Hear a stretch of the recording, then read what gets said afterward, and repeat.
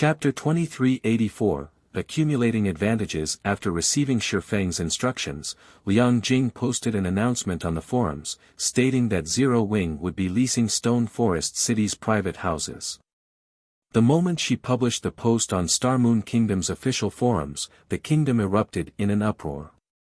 Everyone had already learned a little about Stone Forest City through the information Zero Wing's members had leaked. They all came to the conclusion that the city was a haven for leveling resources. Unfortunately, players had been forced to gaze at the city from afar, since it had only been open to Zero Wing's members and the Star Moon Adventure Alliance's silver members. However, now that Zero Wing had announced a way for non-members to gain access to the city, how could anyone ignore it? When they saw the private houses' leasing conditions, however, both the various major powers and the kingdom's independent players gasped. Stone Forest City's private houses were available for rent, but the Zero Wing was only leasing the houses on a weekly basis, not monthly, and the starting bid for the weekly rent was 30,000 credits. The price could easily rival the private houses' monthly rent in the bottomless abyss. Zero Wing is too vicious.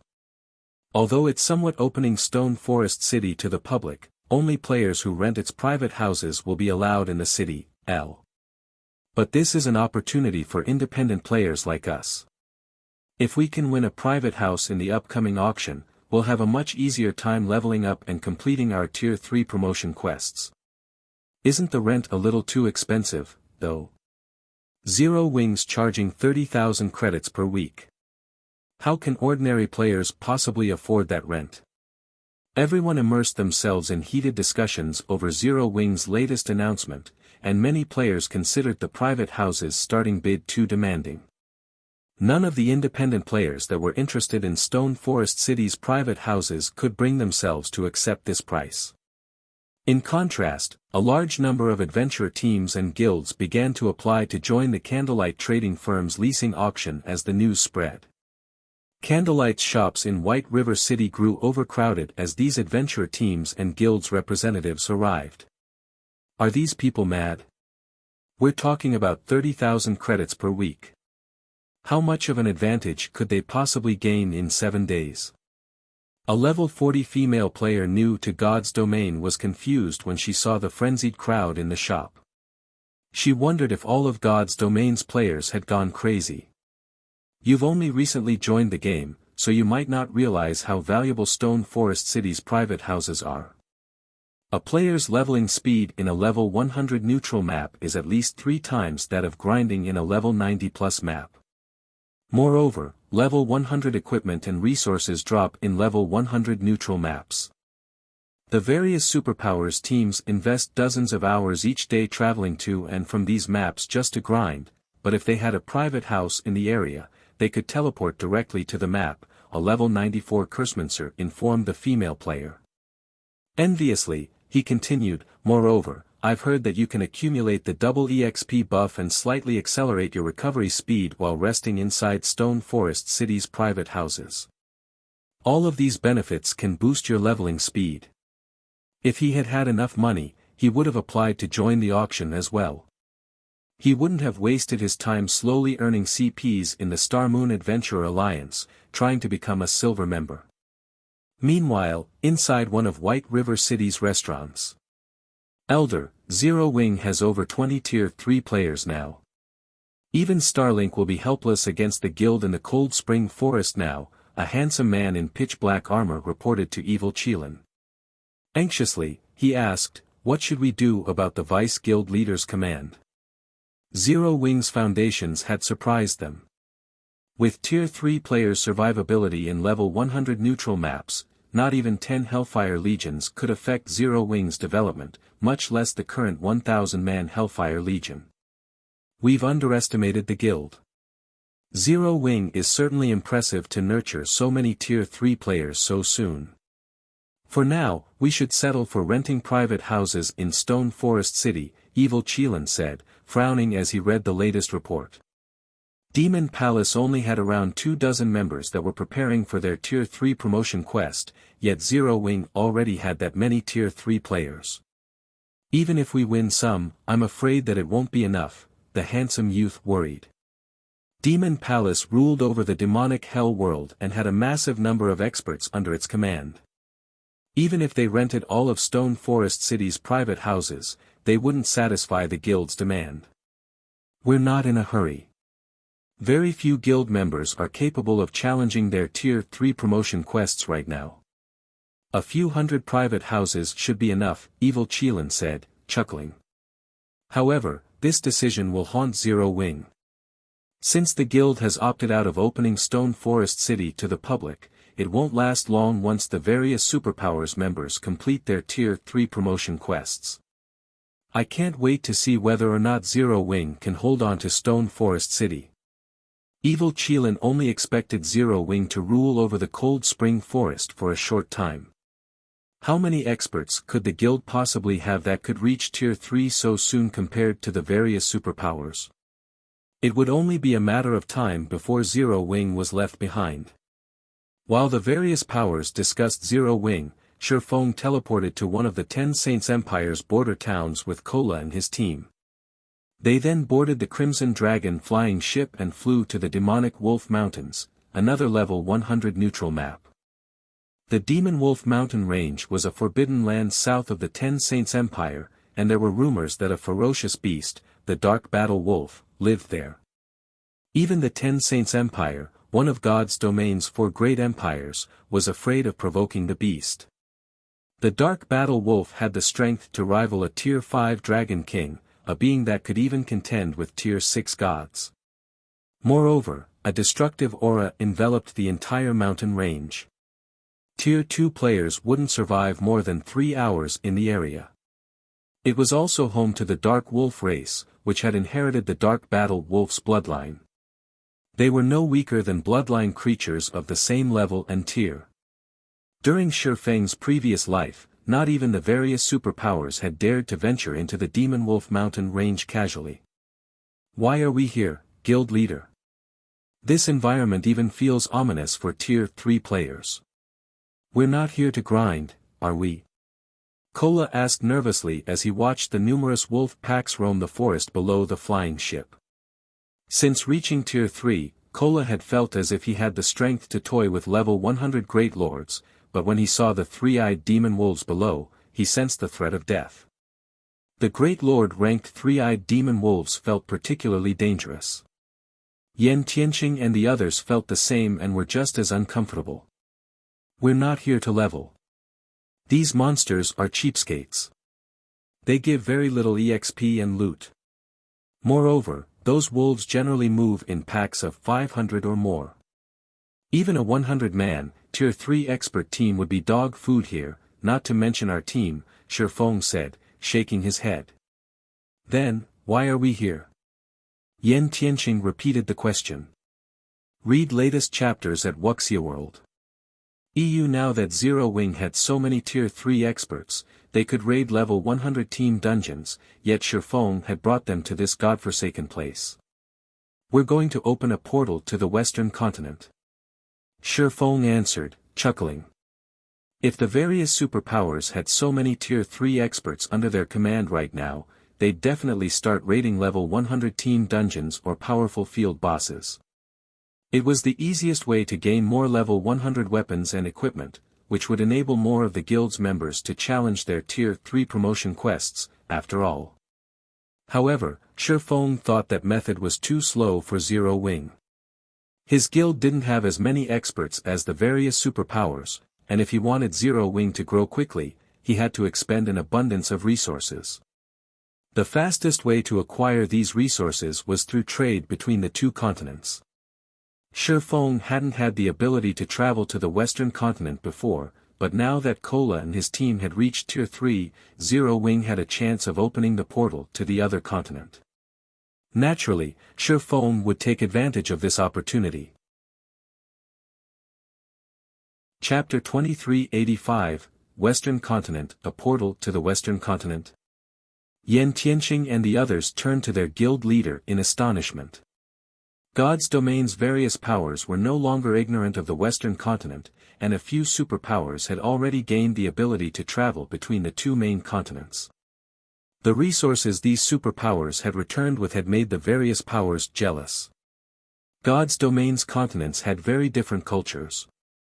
Not only did their developmental directions differ, but each continent had largely different resources. Thus, each continent's players could greatly benefit from the other's resources.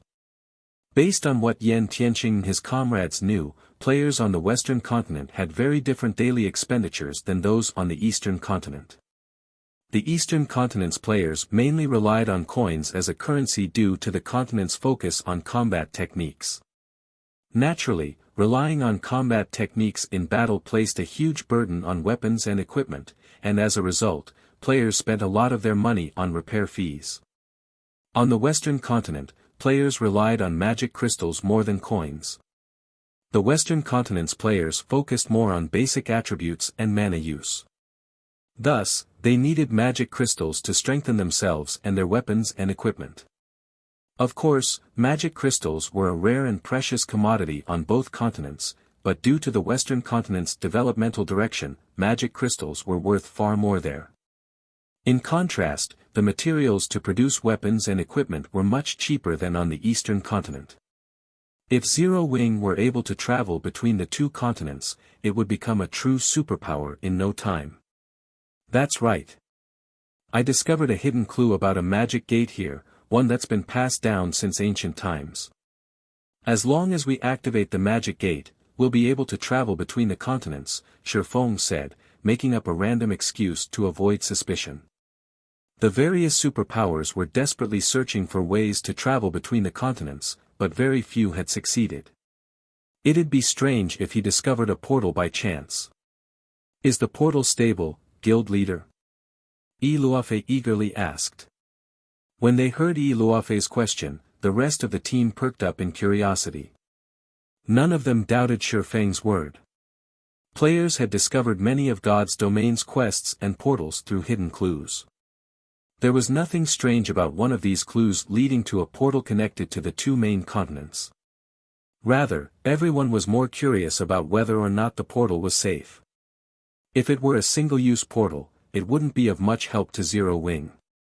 At most, they could make a quick buck by reselling the Western continent's resources once.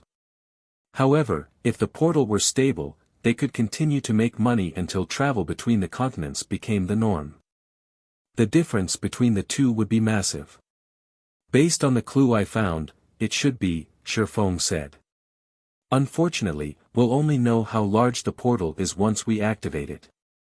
The portal they were looking for was stable, or he wouldn't have bothered to travel all the way out here, but since he had never seen or used the portal personally, he didn't know its exact details. On the Eastern continent, the Ten Saints Empire had the most portals that led to the Western continent. Based on what Shifeng knew, there were nearly 10 stable portals in the Empire, and among them, the largest and most stable was under multiple superpowers' control. That was also the portal most players relied on to travel between the continents. After considering Zero Wing's situation, Shifeng had decided that the Demonwolf Mountain Ranges portal was the best suited for his guild. This portal was incredibly stable. During Shifeng's previous life, a dark power had secretly controlled it. The public had only learned about its existence after travel between the continents had become more commonplace, and the various superpowers had grown to envy the dark power that had controlled this portal. Shifeng's answer excited his team. The guild really wouldn't have to worry about its development if they could secure this portal. While Shifeng and his players conversed, the Crimson Dragon flying ship reached a frozen lake within the Demonwolf Mountain Ranges inner region. A layer of snow covered the frozen lake, which was so large it could easily contain several cities. If the system map hadn't labeled this area as a lake, players would have likely mistaken it for a snowy plain. However, before the Crimson Dragon flying ship began to descend, the team was overwhelmed by an eerie feeling. They looked down at the lake, noticing a large number of frozen humans and beasts. The human sculptures all wore the same armor and clothing, and the weakest among them was Tier 3. If the Ten Saints Empire's players saw these humans' armor, they would have been shocked. The armor and clothing those statues wore were that of the Sacred Brilliance Division, one of the Ten Saints Empire's 7 mythic knight divisions. The 7 mythic knight divisions had been the 10 Saints' Empire's prided source of apex combat power since ancient times. It was rumored that just one of these knight divisions could destroy an entire kingdom. However, these several thousand knights stood, frozen, on the lake below. Based on their positions and expressions, it was obvious that these knights had been frozen before they had even begun to prepare for battle. Those were several thousand Tier 3 NPCs they were talking about. Just thinking about the implications of this made Yan Tianqing and his companions shudder. God's domain operated on a system of cause and effect. A group of Tier 3 NPCs wouldn't freeze to death for no reason. Something must have attacked these Sacred Brilliance Division knights. The scene even dumbfounded Shifeng. According to his information, there shouldn't be any NPCs here, let alone one of the 7 mythic knight divisions. All he should have needed to do was repair the magic gate and protect it from the monsters in the lake. Look at that statue, guild leader. It seems to be radiating a faint glow. Blackie said as he pointed at an ice sculpture beneath the flying ship. Unlike the other frozen knights, the sculpture Blackie pointed to glowed with a faint, golden light. It was also dressed more luxurious than the rest and gave off a trace of divine might. The divine might didn't originate from an item, but from the NPC himself. A hero. Shifeng was surprised to see the frozen NPC in question. Heroes were apex beings among the human race, and although everyone knew they existed, meeting a living hero was an extraordinarily rare encounter. Most heroes had died ages ago and only retained a fraction of their original strength. And yet, Shifeng could tell that the frozen hero below him was still alive. Read latest chapters at Wuxia World. EU, guild leader, should we check them out? Blackie asked. Let's go take a look, Shifeng agreed after considering the situation. They didn't really have a choice. The magic gate they were after was sealed under the hero's feet. They couldn't avoid approaching the NPC unless they gave up on the magic gate. Shortly after the Crimson Dragon flying ship landed on the lake, a deep, powerful voice addressed the team. Adventurers, might I trouble you to remove this seal? Shifeng, the team leader, then received a system notification. Chapter 2386, Another Inferior Legendary Quest System, Inferior Legendary Quest, Last Night, triggered. You have 3 minutes to accept the quest or not. You will not be penalized for refusing the quest. System, if you choose to accept the quest and complete it, you will gain Holy Knight Alba Gray's favor. Alba Gray's favorability of you beyond the corresponding reward will depend on the quest's completion rate. System, if you fail to complete the quest, all basic attributes will be permanently decreased by 100 points. You will lose 5 levels, and your reputation in the 10 Saints Empire will be reduced by 500 points. The system notifications repeated 3 times. He's Alba Gray. Shifeng stared at the frozen, middle-aged man before him in astonishment. The penalties for failing the quest didn't particularly surprise him. In fact, for an inferior legendary quest, the penalties were a bit light. Even epic quests had more severe consequences for failure. What truly surprised Shifeng was the hero's name. Alba Gray.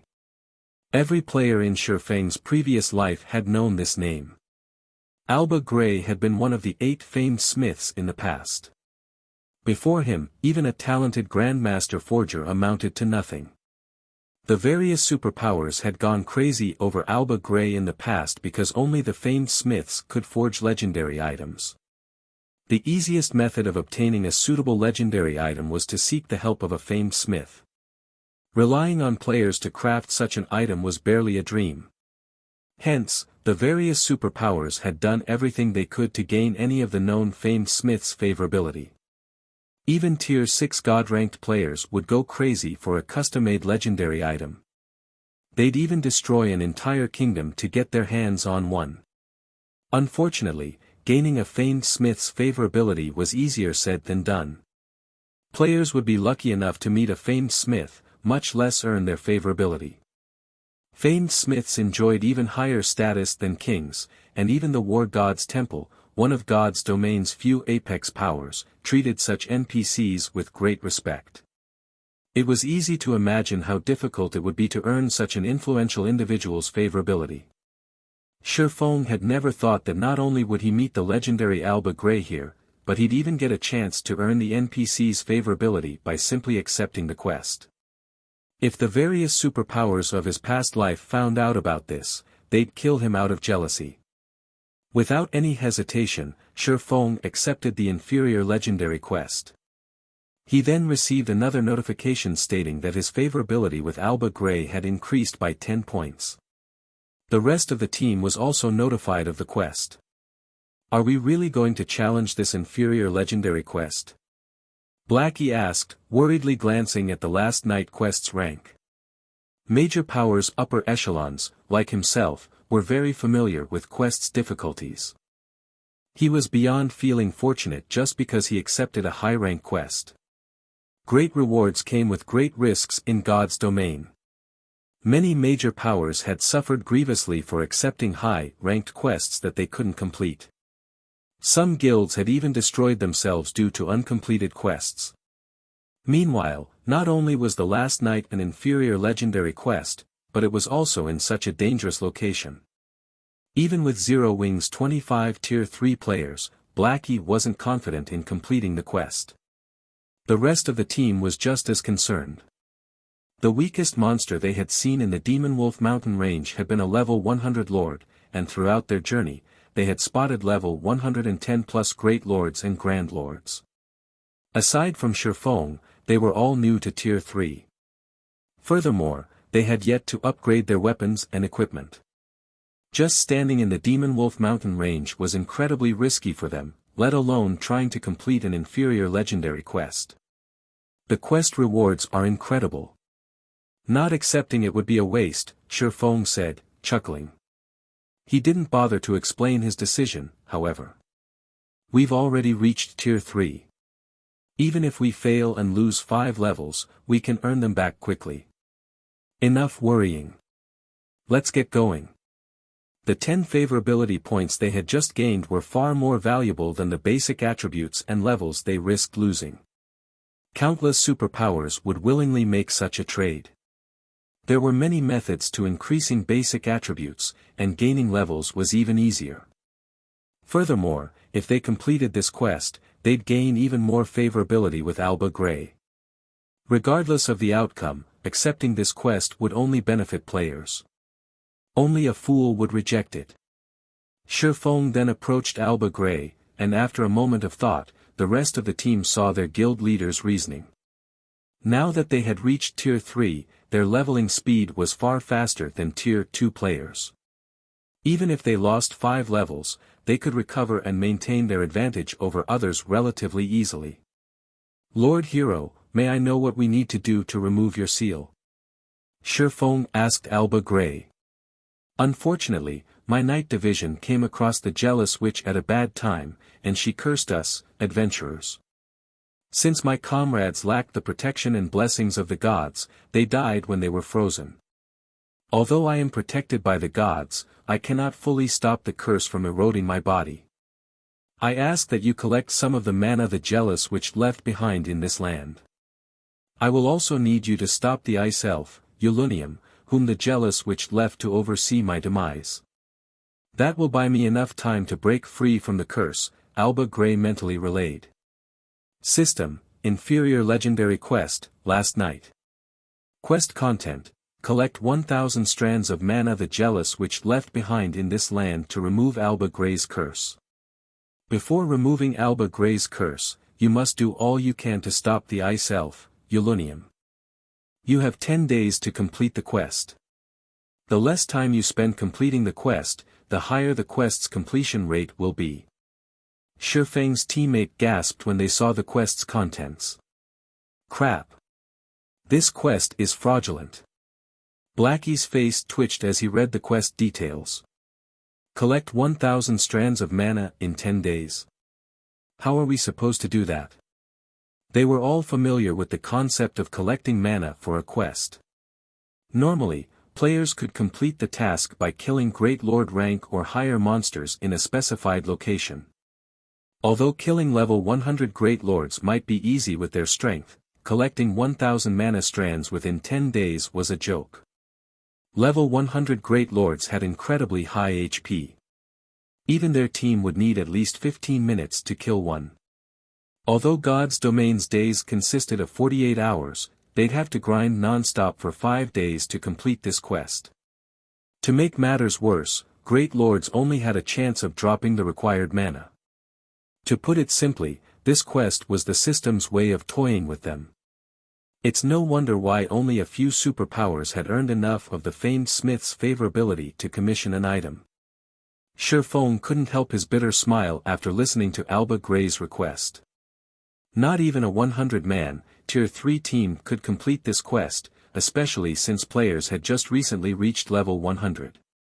Guild leader, we should call in all of the guild's experts, Yan Tianqing suggested. That's not a viable option, I'm afraid, Shifeng said, shaking his head. More help would increase their chances of success, but the Ten Saints Empire was quite far from Starmoon Kingdom.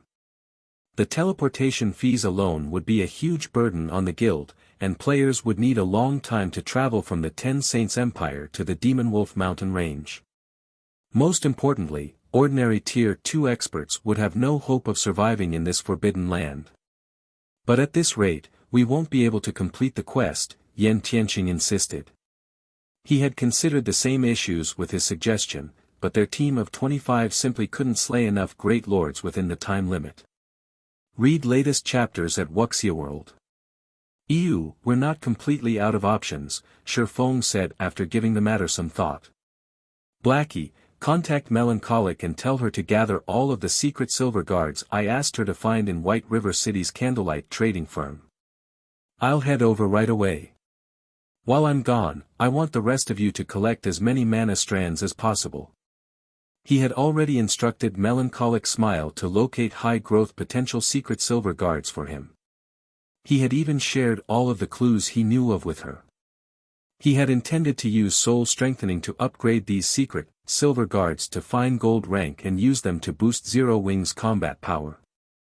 While secret silver guards could fend off peak experts, they'd be no match for apex experts. The same couldn't be said of fine gold guards, however, especially a full team of them. If they worked together, fine gold guards could slay domain realm experts as easily as playing with children. Secret silver guards. Shifeng's order confused Blackie. He didn't understand why Shifeng would want a bunch of secret silver guards, but he did as he was told.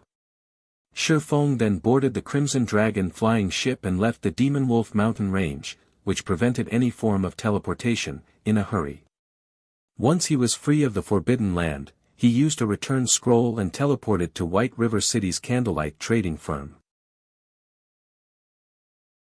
Chapter 2387, Strengthening the Ancient Gods Literature Fragment. White River City, Candlelight trading firm.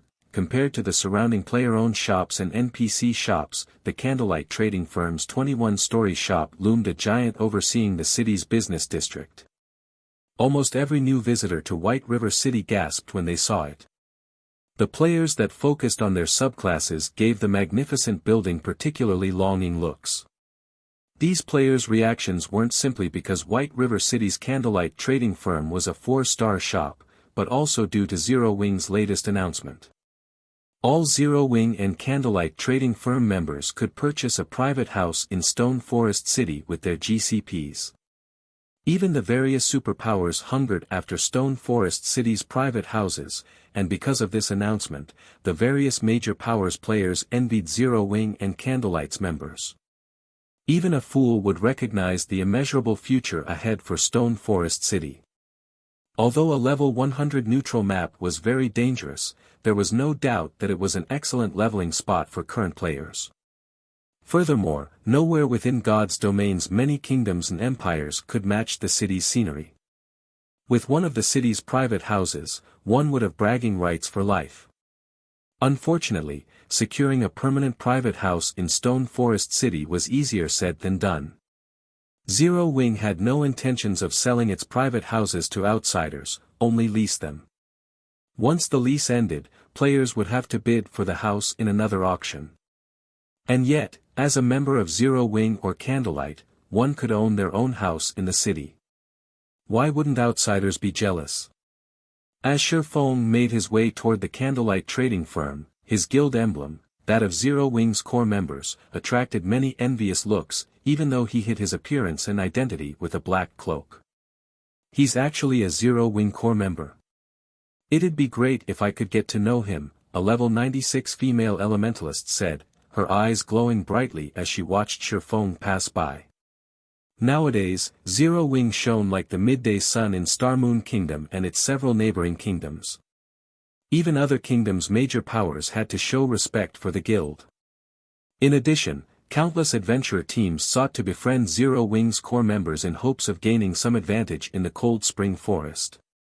Isn't he just a core member? What's so great about that? A level 97 male shield warrior said in jealousy. If I were willing to deal with the restrictions, I could join Zero Wing and become a core member, too.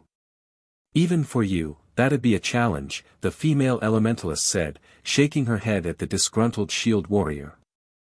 I've heard that since Zero Wing has so many members now, they've raised the requirement for elite members to the middle stage of the Trial Tower's 5th floor.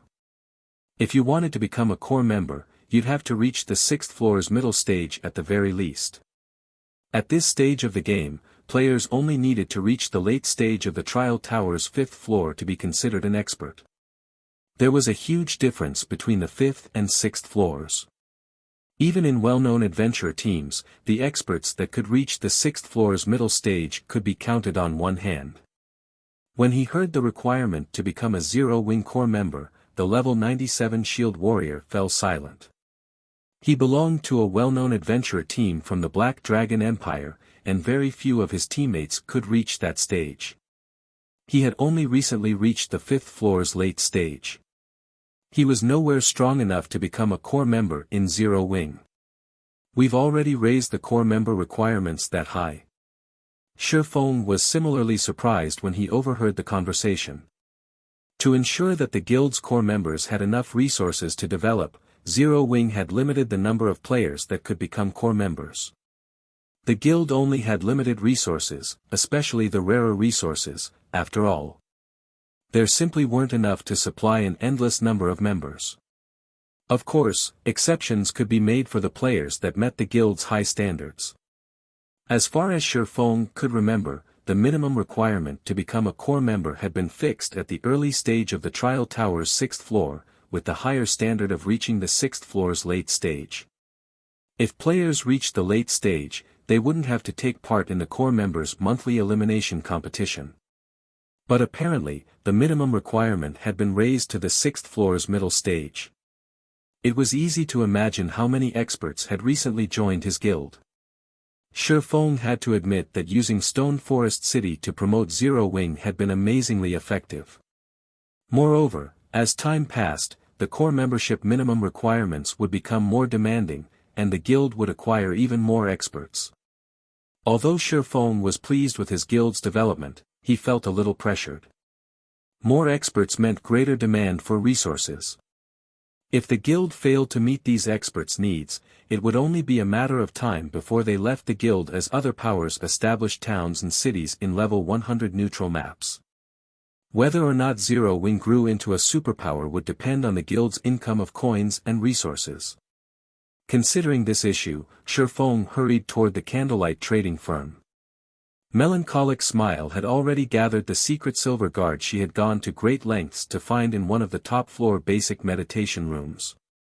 As Shifeng entered the room, she promptly handed him a detailed list of these guards.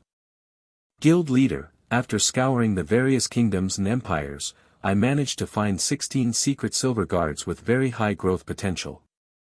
I've secured other secret silver guards as well, but their growth potential isn't as high, Melancholic Smile awkwardly reported as she gestured to the row of guards behind her.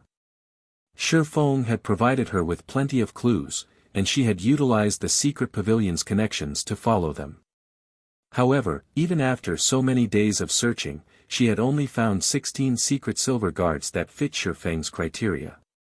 16. Shifeng was ecstatic with her results. Finding secret silver guards wasn't easy. They all had a considerably high chance of reaching Tier 4, after all.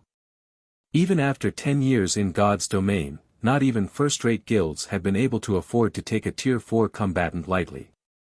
Tier 5 and Tier 6 experts were far too rare.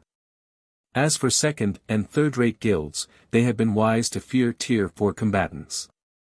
Melancholic Smile simply didn't realize how amazing her accomplishment was. Shifeng instructed Melancholic Smile to continue her hunt for secret silver guards with high growth potential and materials for the Crimson Dragon flying ships.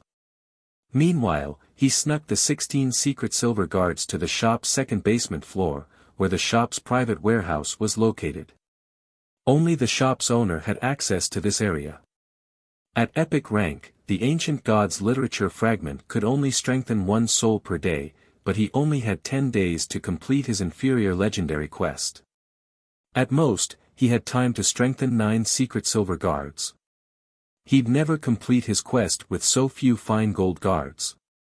Hence, Shifeng intended to use the Holy Grail to upgrade the Ancient Gods literature fragment. Since the Ancient Gods literature fragment was bound to his soul, which prevented him from trading it or storing it in a warehouse, he had been afraid of upgrading it. It could also drop if he died. If he lost the literature fragment after upgrading it, he would mourn the loss.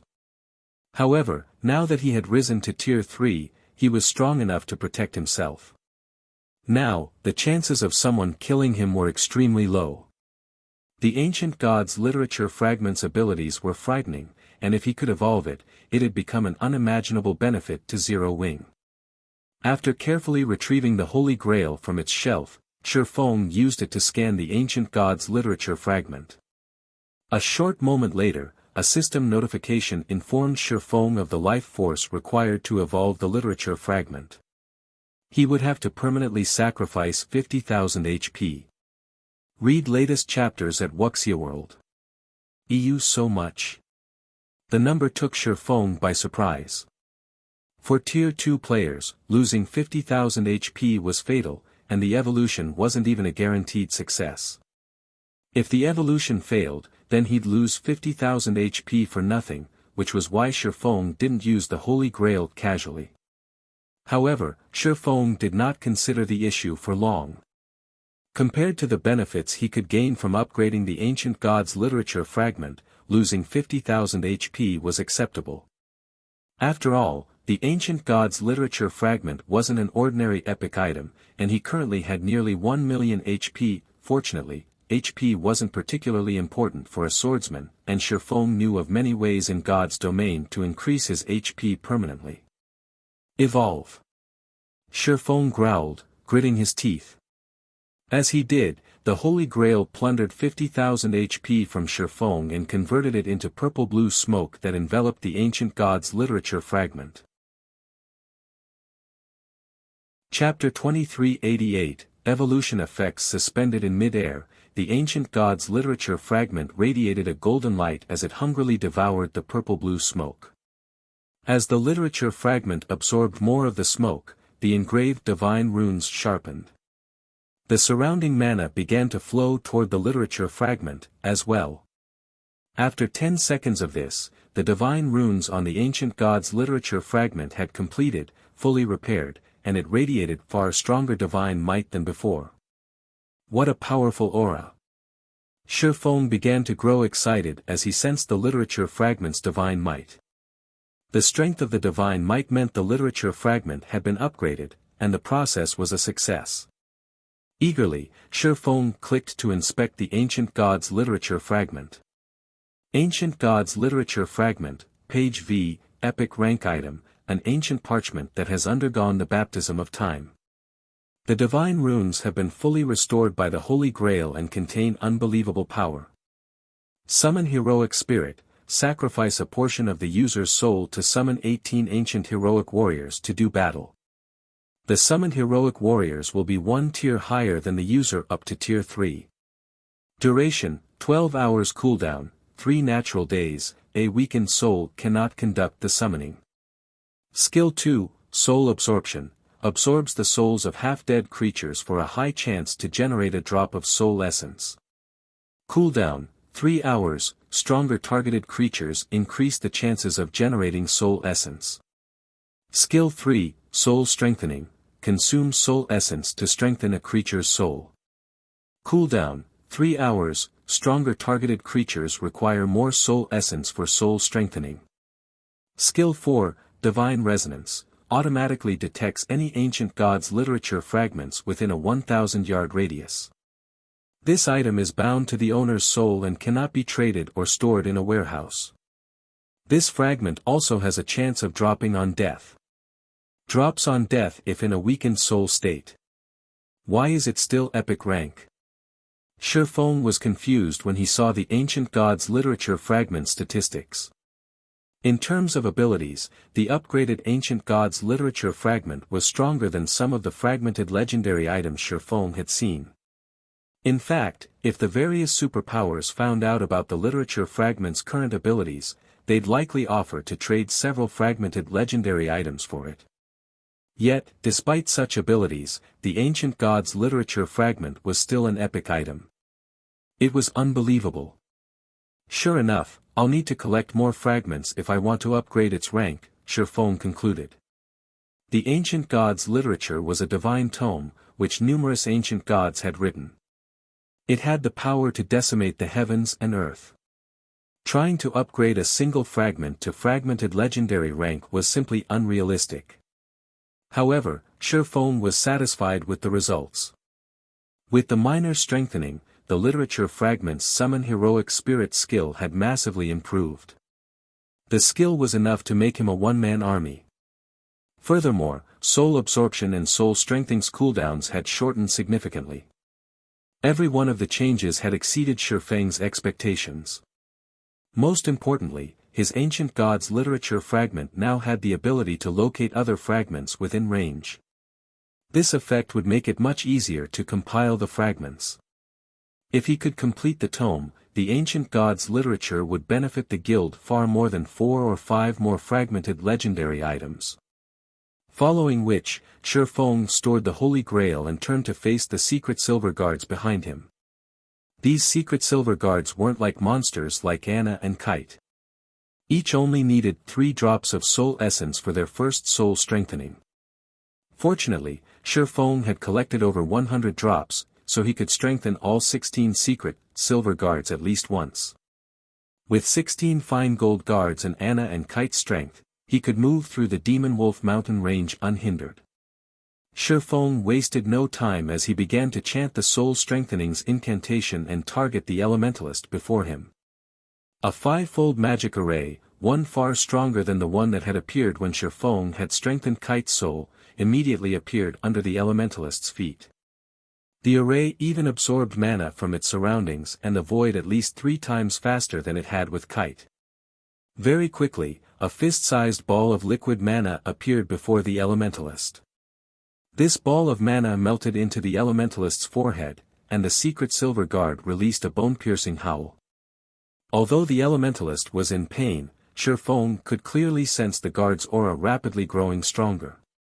This excruciating process continued for 5 seconds. By the time the ball of liquid mana and the elementalist had merged completely, the elementalist felt like a completely different person. To Shifeng, the level 103, Tier 3 Great Mage had only felt slightly threatening, but now, even he'd have to tread carefully in a fight with this NPC. This NPC improved so drastically. Shifeng could not believe his eyes when he saw the Great Mage's statistics. Previously, the Great Mage had only had 78 growth potential, which was considerably high for a Secret Silver Guard. Secret Silver Guard's growth potential only ranged between 71 and 80, and this Great Mage had only been 3 points away from fine gold rank. When Shifeng used Soul Strengthening on Kite, the NPC's growth potential had only risen by 2 points. While Shifeng had expected a greater increase for a Secret Silver Guard, he had only expected a 3 or 4 point increase at best. However, the Great Mage's growth potential had risen by 5 points, to 83. The Great Mage had crossed the fine gold threshold and more. Every additional point of growth potential was significant to personal guards.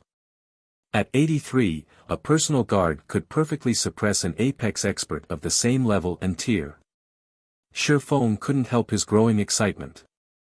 With the ancient gods' literature Fragment's new strength, he could even elevate secret silver guards with 76 growth potential to fine gold rank. Now, Zero Wing could amass a small army of fine gold guards. Read latest chapters at Wuxia World. Shifeng immediately contacted Melancholic Smile and had her send him the guild's secret silver guards with at least 76 growth potential to the basic meditation room on the top floor. Guild leader, those guards are currently protecting Silverwing Town. I'm afraid that I'll need some time to find temporary replacements and recall them all to White River City, Melancholic Smile said. Of the secret silver guards she had found, she had ordered those that met Shifeng's requirements to stand guard in White River City. She had sent the rest to defend Silverwing Town in the meantime. Secret silver guards had incredible combat power, and once they reached level 100, they could complete their promotion to Tier 3. They were an excellent deterrent in the chaotic or empire. Don't worry about it. Just recall them all here, Shifeng said. He did not mind waiting.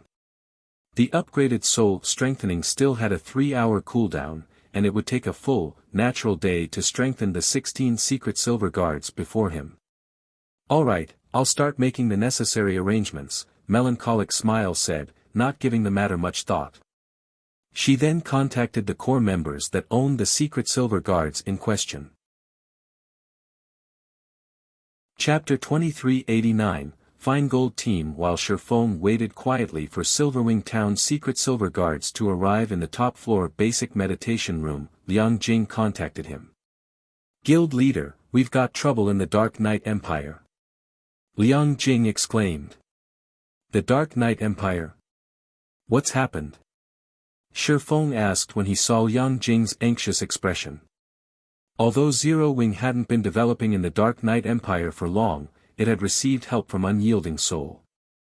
Because of that, both Zero Wing's strength and the Candlelight trading firm's business had been progressing relatively smoothly, and thanks to Stone Forest City, more of the Empire's experts sought to join Zero Wing. Moreover, Starlink hadn't been able to do anything drastic against Zero Wing for fear of unexpected attacks from Unyielding Soul and Crimson Emperor. Hence, Zero Wing's branch in the Dark Knight Empire was booming. Starlink has established a city at the Gloomy Hills, a map near the Gloomy Ruin, a level 100 neutral map. Moreover, Starlink has announced that it is opening the city to all of its Adventurer Alliance's members. Many of the Empire's experts are siding with Starlink because of this, and some experts and adventurer teams that had been thinking of joining the Starmoon Adventurer Alliance have changed their minds, Liang Jing explained. In addition, the Dark Knight Empire's various major powers have started to side with Starlink. Even Crimson Emperor is considering a partnership. Starlink has also announced that it will lease its new city's private houses with a starting bid of only 10,000 credits per week. Even many of Starmoon Kingdom's major powers and adventure teams have been discussing the idea of shifting their development to the Dark Knight Empire.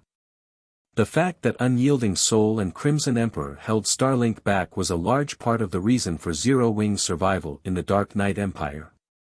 In addition, the Dark Knight Empire's various major powers had sided with Zero Wing to keep Starlink in check.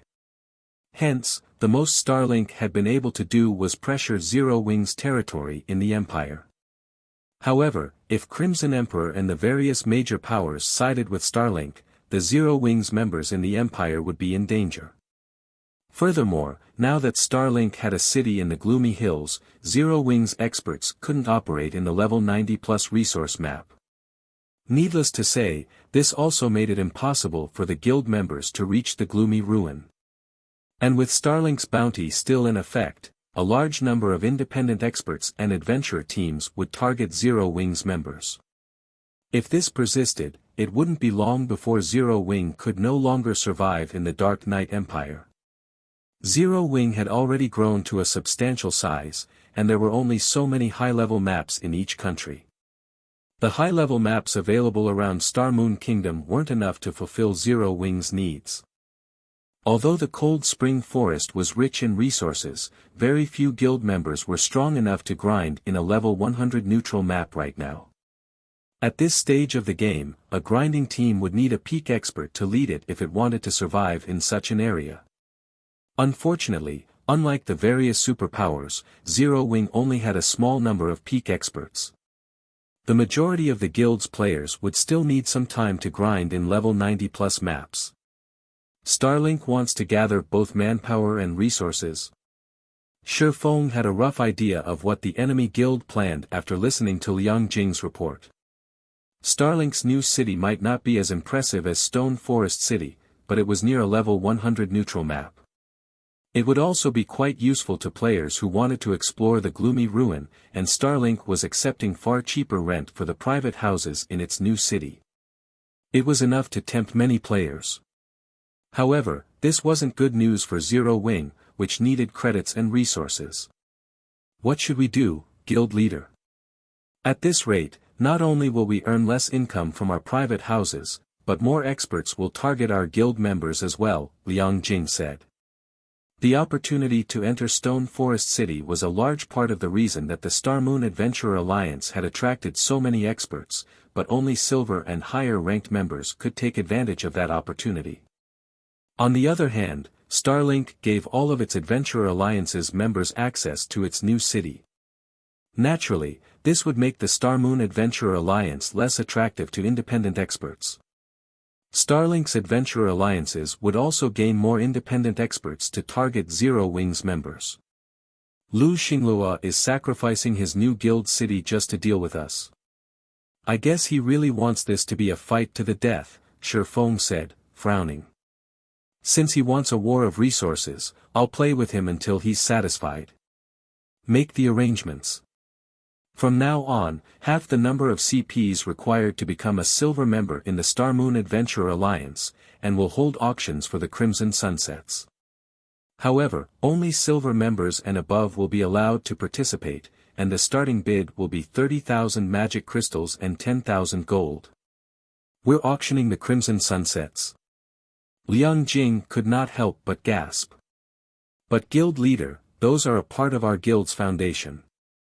Our guild members also need those to survive in level 100 neutral maps. If we sell the Crimson Sunsets, nothing was more important than one strength to the various powers and players. If the Star Moon Adventurer Alliance auctioned off the Crimson Sunsets to its members, there was no doubt that experts and adventurer teams would swarm to join the alliance. However, the Crimson Sunsets were an advantage Zero Wing's members needed over other players. If they auctioned the Crimson Sunsets to the public, they'd only help other players rapidly improve, which wouldn't benefit Zero Wing's development. It's fine. The Crimson Sunset might be valuable, but it is still a consumable. Moreover, as players reach higher levels, it'll become less valuable. Since the various superpowers experts have started to reach level 100, this is the perfect opportunity to sell the sets, Shifeng said, chuckling. Before this, he would have hesitated to make such a decision, but he didn't mind now. Now, he had an even stronger trump card to assure Zero Wing's advantage in the Cold Spring Forest. The Ancient Gods Literature Fragment. With so many fine gold guards, Zero Wing wouldn't have to worry about the various superpowers peak experts. Giving the matter some thought, Liang Jing agreed with Shifeng. Besides, Zero Wing didn't have a better option to stop Starlink from poaching its potential members. She disconnected the call and immediately saw to Shifeng's orders, publishing a public announcement regarding the Crimson Sunsets auction on the notice boards in the Star Moon Adventurer Alliance's residences. When players noticed the announcement, it caused a sensation throughout the Adventurer Alliance. Crap. Zero Wing is too amazing. A Tier 2 mana set equipment. If I had a Crimson Sunset, I could challenge my Tier 3 promotion quest right away. The Star Moon Adventurer Alliance's members were astonished when they saw the Crimson Sunset's attributes. None of them had ever thought that Zero Wing would have such powerful equipment. The experts and adventurer teams that had considered joining Starlink's adventurer alliances changed their minds instantly. Some that had even joined Starlink's adventurer alliances already made their way to the Star Moon Adventurer Alliance after learning about the Crimson Sunsets. Of course, the various large guilds were just as stunned. Is Zero Wing insane? It's actually selling mana set equipment. Zero Wing is probably panicking. Starlink's new city has dealt quite a blow, after all. These large guilds all thought Zero Wing was foolish to sell the Crimson Sunsets. The guild was practically throwing away a huge advantage. Selling the Crimson Sunset might alleviate Zero Wing's current problems, but it wouldn't benefit the guild in the long run. Moreover, once the Crimson Sunsets were no longer useful, the various adventurer teams and independent experts would return to Starlink's side. While everyone discussed the mana set equipment, Shifeng visited his special forging room to produce more of them while he waited for the Soul Strengthening's cooldown to end. Before long, all 12 secret silver guards with 76 growth potential arrived in White River City's Candlelight trading firm. Including the 16 secret silver guards he already had, Zero Wing would have 28 more fine gold guards in its ranks once he finished strengthening them all. Even 28 secret silver guards would be more than enough combat power for a guild to rule a level 100 neutral map with an iron fist, not to mention 28 fine gold guards. After nearly 2 days, Shifeng had finally strengthened all of the 28 secret silver guards. The smallest improvement had still been a 5-point growth potential increase, while the largest had been a 7-point increase, rising from 79 to 86 growth potential. Even among fine gold guards, 86 growth potential was incredibly rare. Read latest chapters at Wuxia World. EU 28 fine gold personal guards. If the various superpowers of my past knew about this, they'd go mad. Shifeng sighed ruefully as he gazed at the 2 rows of personal guards before him. If he had had so many fine gold guards under his command during his previous life, he wouldn't have even been afraid of standing up to superpowers, let alone first-rate guilds. Fine gold guards were exceptionally rare in God's domain, and every one of them had the potential to reach Tier 5. If they were provided enough resources, fine gold guards could have up to a 40% chance of completing their promotion to Tier 5. Even among the various superpowers, Tier 5 combatants were apex beings. Every one of them was a priceless treasure. Of course, Tier 5 NPCs were even stronger than Tier 5 players. To suppress a single Tier 5 NPC, one would need several players of the same tier. And now, he had 28 fine gold guards standing before him, waiting for his commands. Chapter 2390, Powerful Guard Team 10 Saints Empire, Demonwolf Mountain Range. After nearly 2 days of fervent work, Shifeng had produced 50 Crimson Sunsets. When he handed them to Liang Jing, he instructed her to keep 20 sets to gradually auction off in the Star Moon Adventurer Alliance, while the rest would be given to Zero Wing's core members. These core members would lead their own grinding teams in the Cold Spring Forest, helping to alleviate the lack of manpower in that area. Shifeng had taken a break from crafting the advanced mana set equipment after giving his new stock to Liang Jing, and he had made his way back to the Demonwolf Mountain Range with his 28 newly upgraded fine gold guards. Although the Crimson Sunset would help resolve Zero Wing's need for manpower in the Cold Spring Forest, it was a temporary solution. Moreover, Shifeng was the only person capable of producing the Crimson Sunsets, and he couldn't forge enough of them for Zero Wing's members to secure a firm foothold in the Cold Spring Forest. He needed to take care of the root of this problem. The simplest method to do so was to secure a portal to the Western Continent and acquire a large amount of the Western Continent's resources. Crafting level 100+ weapons and equipment in God's domain was an arduous task, especially for secret silver rank and above. The required materials were very rare, and obtaining them in bulk was a major challenge. However, through their research, the forgers of Shifeng's previous life had discovered that they could replace some of the rare materials the Eastern Continent's forgers needed to craft level 100+ secret silver and better weapons and equipment with some of the Western Continent's specialty materials. Likewise, some of the Eastern Continent's specialty materials could replace some of the materials the Western Continent's forgers needed. Not only had this discovery allowed the superpowers that could travel between the continents to earn tons of resources and coins, but they had also been able to acquire level 100+ weapons and equipment far sooner than their competitors. Since the various superpowers that had access to intercontinental travel had yet to realize this and were simply using their advantage to earn resources and coins, Shifeng had to strike while the iron was hot. If he waited until these superpowers learned this secret, it had become far more challenging to purchase the Western Continent's specialty materials in bulk. These specialty materials were essential to crafting level 100+ weapons and equipment at secret silver rank and higher, and if this secret got out, the various powers would try to collect and hoard the materials, rather than sell them. If Shifeng waited too long, he'd only be able to purchase materials from independent players and adventurer teams, which would limit his collection rate. After piloting the Crimson Dragon flying ship through the Demonwolf mountain range's outer region for about 15 minutes, Shifeng finally located Kola and his team, who were engaged in a battle against several hundred battle wolves.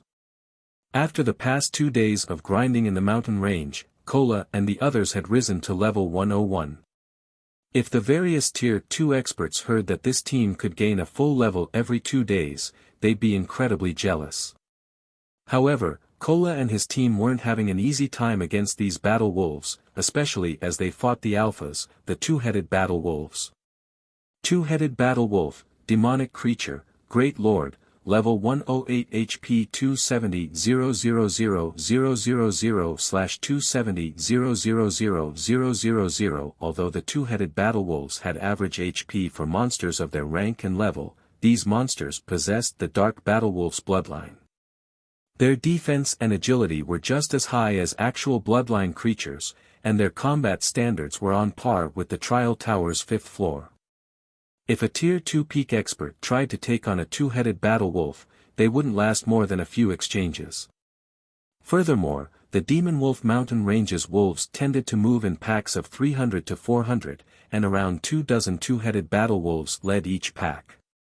Although the rest of the battle wolves were only Lord-ranked monsters, they could even pose a threat to Tier 3 players when a dozen of them worked together. Although Kola and his companions had reached Tier 3, they still had to be careful, or members of the team would fall. The team had yet to upgrade their weapons and equipment and had to rely on their epic weapons and equipment to support them in the fight. If Kola and his team had Tier 3 standard equipment, they'd have no issues taking a pack of battle wolves out. Check it out. The guild leader is back. Blackie was excited when he noticed the approaching Crimson Dragon flying ship. With only 24 players, their team had faced plenty of trouble while fighting these battle wolves over the past 2 days. Not even the magical class players' powerful AoE attacks could alleviate the pressure. These battle wolves were too smart. Once they sensed a player casting an AoE spell, they split up, preventing the spell from hitting too many of them. But if Shifeng joined the battle wolves would be much easier to defeat. As the team members looked up at the flying ship, they saw over 24 figures jump from the ship's deck. Every one of those figures' frightening auras made Kola and his companions' hearts skip a beat. NPCs. How are these NPCs so strong? The team was shocked and confused as they stared at the Tier 3 NPCs that had disembarked. The idea of challenging ordinary Tier 3 NPCs no longer fazed them now that they were Tier 3, as well. They had superior combat standards, after all. However, even Yen Tianqing shuddered when he saw the 28 Tier 3 NPCs that had jumped from the Crimson Dragon flying ship. His instincts even warned him to flee. Before Kola and his companions could react, the personal guards charged at the surrounding battle wolves. Taking the lead, the dozen or so melee NPCs dispersed the crowding wolves with their charge instantly. They even sent the Great Lord ranked two-headed battle wolves flying. The magical class NPCs then followed with a round of spells, each dealing over -1 million damage. The Lord-ranked battle wolves lost 1/3 of their HPs in that single bombardment, while the Great Lords had lost 1/10 of their HPs. The ferocity of the Fine Gold Guard's attacks easily outshone Iluofei's, a Tier 3 magical class player. After about 3 minutes, the 300-plus Lord-ranked Battle Wolves and 20-plus Great Lord-ranked Two-Headed Battle Wolves had been slain, leaving only a bunch of items behind. Kola and the others were dumbfounded. Normally, they needed over an hour to defeat a Battle Wolf pack, yet these 28 NPCs had done so in 3 minutes. The difference between their combat power was massive. From his position on the Crimson Dragon flying ship, Shifeng leveled from 104 to 105 after the battle ended, crossing the first minor threshold after level 100. Where did you find so many powerful NPCs, guild leader? Kola asked once Shifeng had descended from the flying ship. Yan Tianqing and the others were just as curious, waiting for Shifeng's reply. An ordinary Tier 3 NPC could serve as a small city's magistrate in God's domain, yet Shifeng had managed to employ so many of them, and every one of them was extraordinarily strong. Read latest chapters at Wuxia World. EU. From what Kola and the others could tell, 5 or 6 of these NPCs would be more than enough to annihilate their team of 24. If they had these 28 NPCs' help, they could explore the Demonwolf mountain range without issue. How could I possibly afford the help of Tier 3 NPCs? These are our guild's personal guards, Shifeng said, chuckling. Personal guards? The explanation stunned Yan Tianqing. How is that possible? Not even Tier 3 personal guards can be this powerful. Yan Tianqing had encountered the guild's Tier 3 personal guards before, and he had been confident of putting up a fight against the guild's Tier 3 secret silver guards. If he faced any of the personal guards standing behind Shifeng, however, he'd be able to do nothing but flee. Of course, these aren't ordinary Tier 3 personal guards. They are all Fine Gold Guards, Shifeng continued with a grin. Chapter 2391, Pioneering Benefit, Fine Gold Guards. These are all Fine Gold Guards. Kola and the others gasped and stared with wide eyes at the 28 personal guards behind Shifeng. They all knew how rare Fine Gold Guards were. Not even some first-rate guilds had a single Fine Gold Guard at this stage of the game, and at most, the various superpowers had 1 or 2. The various superpowers treated their Fine Gold Guards like family heirlooms, and when these personal guards reached Tier 3, they'd be treated as a part of the guild's foundation. Fine Gold Guards were incredibly powerful. Even at Tier 2, they could suppress Tier 2 Apex experts of the same level, and they'd only grow stronger at Tier 3.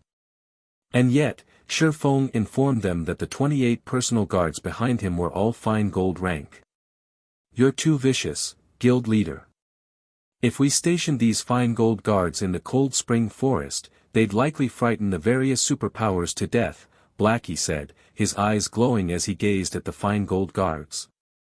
Compared to the various superpowers' shock when they had found out that these players had reached Tier 3, the fact that Zero Wing had 28 Fine Gold Guards would be devastating. Every one of these Tier 3 Fine Gold Guards had even greater combat power than Tier 3 Apex experts.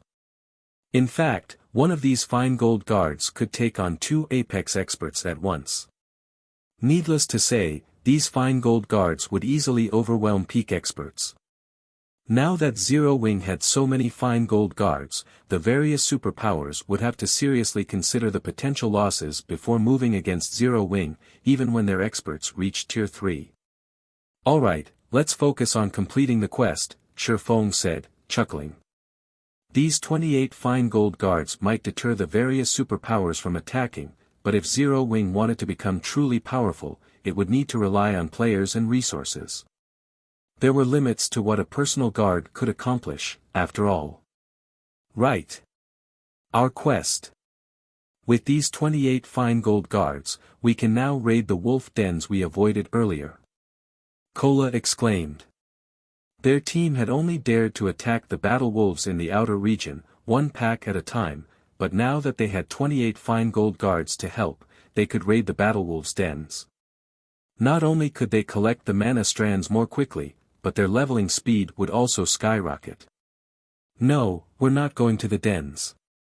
We'll move to the Demonwolf mountain range's inner area, Shifeng said, shaking his head as he gestured to the mountains in the distance.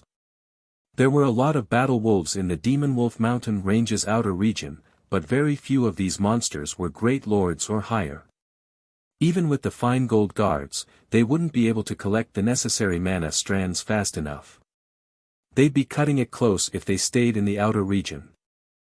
The inner region might be more dangerous, but there were far more great lords available in the area, which would allow the team to collect mana strands far more quickly. Guild Leader, the inner region is full of level 110 plus monsters, including plenty of great lords and mythic monsters, Yan Tianqing said worriedly. Monsters gained a significant basic attribute boost with each level after level 100, and the monsters in the Demonwolf mountain range had even greater combat standards than their counterparts in other areas of God's domain.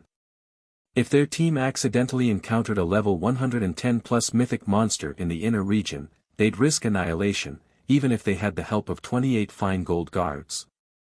They had only recently reached level 101, and the personal guards, on average, were only level 103, with a few at level 104. Relax. We're only going to explore the border between the inner and outer regions, Shifeng said. Besides, we don't just have 28 fine gold guards on our side. To prove his point, Shifeng pulled 2 summon guard scrolls from his bag and summoned Kite and Anna. After questing on their own for a while, Kite and Anna had reached level 108 and 109, respectively. They were only slightly lower leveled than the monsters in the Demonwolf mountain range's inner region. The team relaxed when they saw Kite and Anna's levels. Although neither of the NPCs had crossed the level 110 threshold, they all knew how powerful these two were. Both had dark gold rank growth potential and were far more powerful than the fine gold guards. With the 30 personal guards, the team was fully capable of raiding level 110 plus Grand Lords. Following which, the team climbed aboard the Crimson Dragon flying ship and made their way toward the Demonwolf mountain range's inner region. A white mist and constant snowstorms bombarded the inner region throughout the year, limiting visibility. Even Tier 3 players couldn't see farther than 400 yards away. If players were not careful, they could easily fall prey to monster ambushes. However, Shifeng was relatively familiar with the Demonwolf mountain range's inner region, and he piloted his flying ship toward one of the snow-capped forests in the area. Not only was visibility here much better than in other areas of the inner region, but these monsters only ranged between level 110 and 112. Moreover, the wolf packs in the forest tended to keep their distance from each other, so they wouldn't have to worry about attracting too many monsters while they fought. Kola, I want your group to gather the mobs. Tianqing, your group will lure the alpha away from the main group. Everyone else, prioritize the mobs, then target the alpha once they're dead. Shifeng said as he watched a nearby pack. B, two-headed frost wolf, demonic creature, great lord, level 110 HP 290 290 Frost wolf chieftain, demonic creature, grand lord, level 112 HP 750 750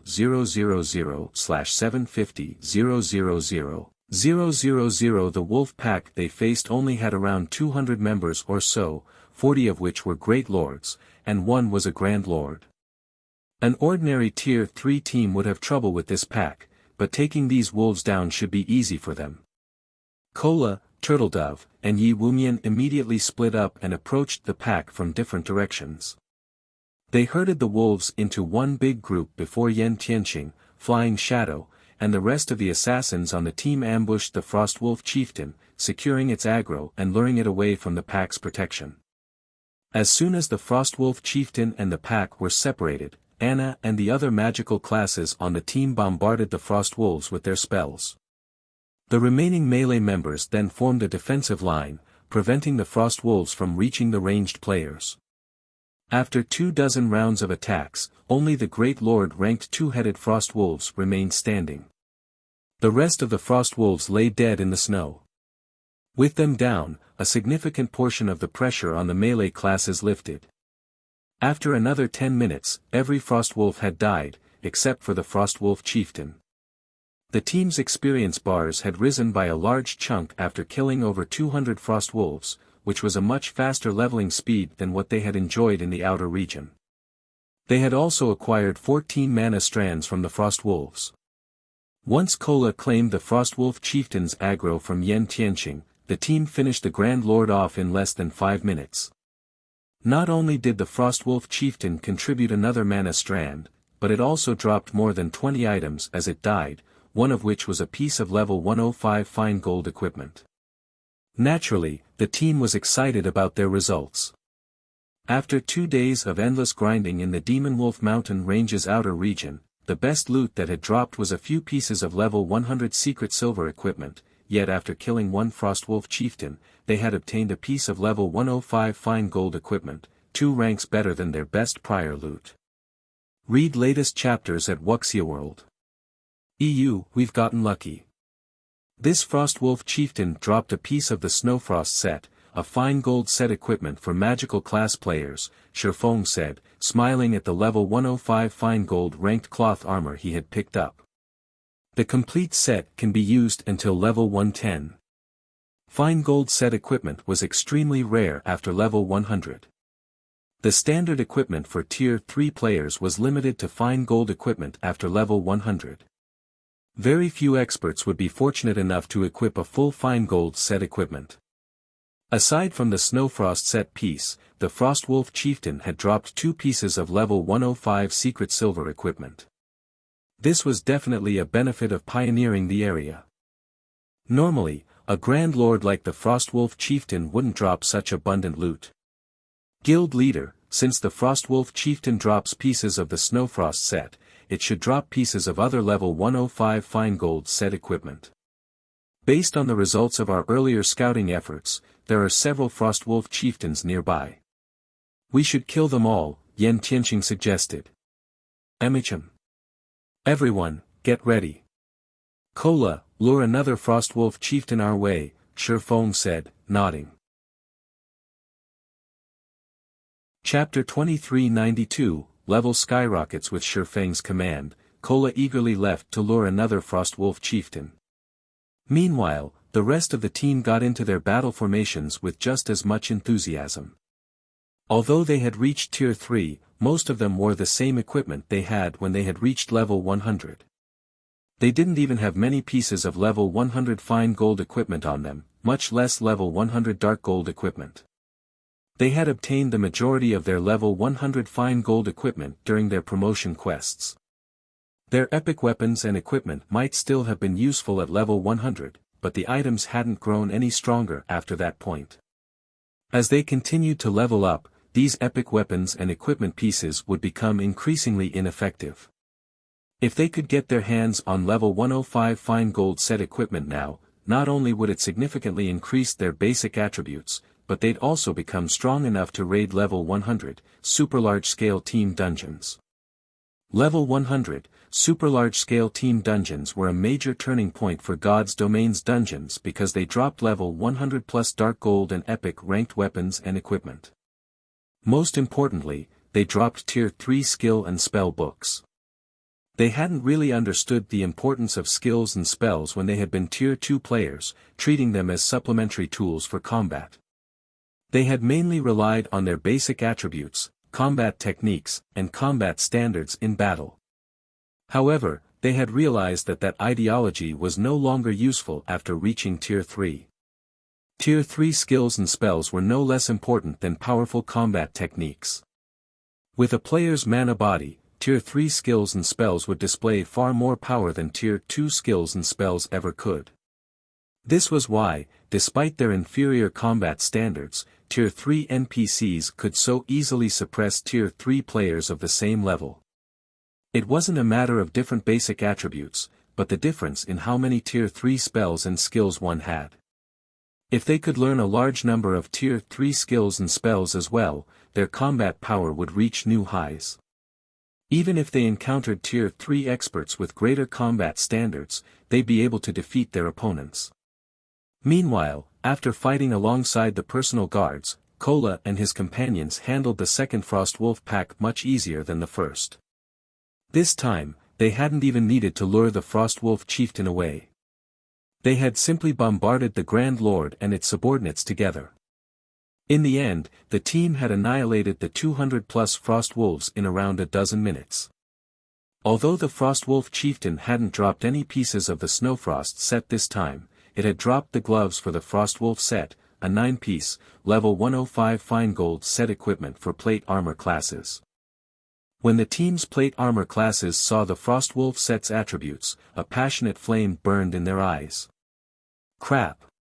That's not fair. This Frost Wolf set is so much better than the Snowfrost set.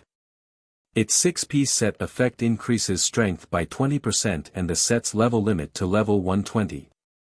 The full 9-piece set effect even upgrades the set by 1 rank. Blackie exclaimed.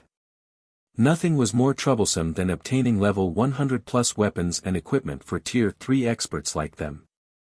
Based on the fact that the Frost Wolf set could be used until level 120, the complete set ranked at the top even among level 100-plus Dark Gold set equipment. With the full Frost Wolf set, a Tier 3 player would have the basic attributes to even rival ordinary Tier 3 NPCs. The Frost Wolf set. Feng was just as shocked when he saw the plate armor gloves that radiated a faint, white glow. The Demonwolf Mountain Range's Frost Wolf set had been quite famous in his previous life. It had been considered one of the top 10 level 120 Dark Gold set equipment in God's domain. Even the various superpowers old monsters had coveted the set. However, the Frost Wolf set was normally so rare that one could only obtain the pieces by killing the monsters in the Demonwolf Mountain Range's core, and yet, it had dropped for his team in the inner region. This was unbelievable. Feng's heart started to pound. He immediately instructed the team to hunt for more Frost Wolf chieftains. If they could collect a few Frost Wolf sets, they'd have no problems raiding level 100 super large-scale team dungeons. The team continued to grind for 7 consecutive days, during which they had practically killed every Frost Wolf chieftain in the Demonwolf Mountain Range's inner region at least once. As a result, Feng had risen from level 105 to 107, while his companions had leveled from 101 to 104. If the various superpowers experts discovered their leveling speed, they'd die from envy. Although the Frost Wolves provided a lot of EXP, unfortunately, the Frost Wolf set's drop rate was quite low. Even after using Divine Providence before the killing blow, the team had only completed 3 Frost Wolf sets. The team had also managed to collect 5 of the Cloth Armor Snowfrost sets and 5 of the Leather Armor Shadowfrost sets. Aside from the set equipment, the team had obtained over 1,000 pieces of level 100 and level 105 secret silver equipment, a bountiful harvest. They could now afford to gear a 100-man team fully. As for their quest's required mana, they had collected 956 strands in total. They were only a few dozen strands away from their target, and they should have no issues completing their quest in time. Meanwhile, the leasing auction for Stone Forest City's private houses had netted massive profits for Zero Wing. On average, each private house had been rented for 150,000 credits per week. After holding several leasing auctions, Zero Wing had earned over 1 billion credits in profit. Not only had this alleviated Zero Wing's desperate need for funds, but it had also allowed the Heaven's Rumble Training Center to set up quite a few virtual combat platforms in Fenglin City, which, in turn, enabled the guild to recruit more capable internal members. Guild leader, when will you be done with your quest? Recently, Starlink has been expanding rapidly. It also has support from Demon Palace, now. Not only has it recruited plenty of experts, but we're seeing more players ambush our members in the fields. Many of the Dark Knight Empire's powers have also chosen to side with Starlink. Our members are even too afraid to set foot in a neutral map, and to make matters worse, the situation has started to affect our development in Starmoon Kingdom, Liang Jing reported, clearly frustrated. Although they had lured many experts into joining the Starmoon Adventurer Alliance with the Crimson Sunsets, Starlink had countered this by offering even greater benefits. Now, members of Starlink's adventurer alliances could purchase the demonic Hell World Special Legacy for far cheaper. The new benefit had attracted many experts. As a result, Starlink had effectively restricted Zero Wing's resource income, which limited the guild members' leveling efficiency since they needed those materials to brew potions and craft special tools that were essential for grinding in high-level neutral maps. Although Zero Wing could purchase these materials through the secret chamber of commerce, it needed coins to do so, which was by no means a worthwhile trade. Read latest chapters at Wuxia World. EU, I understand. I'm almost done here. If we need coins, start leasing Stone Forest City's private houses for coins, rather than credits. That should give us enough to hold out for some time, Shifeng decided after giving the matter some thought. I'll return as soon as I've finished my quest. Liang Jing had no choice but to nod and follow Shifeng's instructions. While Shifeng had conversed with Liang Jing, an abandoned, ancient magic array lit with a colorful brilliance in a forbidden land on the eastern continent. As the rainbow of lights faded, several figures emerged from the magic array. Despite the very thin mana in the forbidden land, a dense layer of mana enveloped these several individuals. In fact, due to their arrival, the surrounding mana density had substantially increased. So, this is the eastern continent. Chapter 2393, Demonwolf Mountain Range's Secret Demonwolf Mountain Range, Howling Wind Canyon. Shifeng and his team stood on the mountainside, fighting fervently to fend off a large pack of demon wolves coming up from the foot of the mountain. This pack was larger than any of the Frostwolf packs they had encountered before, with thousands of members. Moreover, every demon wolf was level 110 or higher, including level 114 demon wolves. Many of these beasts were great lords, and there were a few grand lords in the pack. None of the team members could afford to rest lest the demon wolf pack overwhelmed them. If not for the fine gold guards blocking the only path up the mountain, and Anna using a magic array to suppress the demon wolves, these beasts would have devoured Shifeng and his team long ago. Guild leader, this is an amazing place to grind. Pack after pack of these demon wolves are running at us.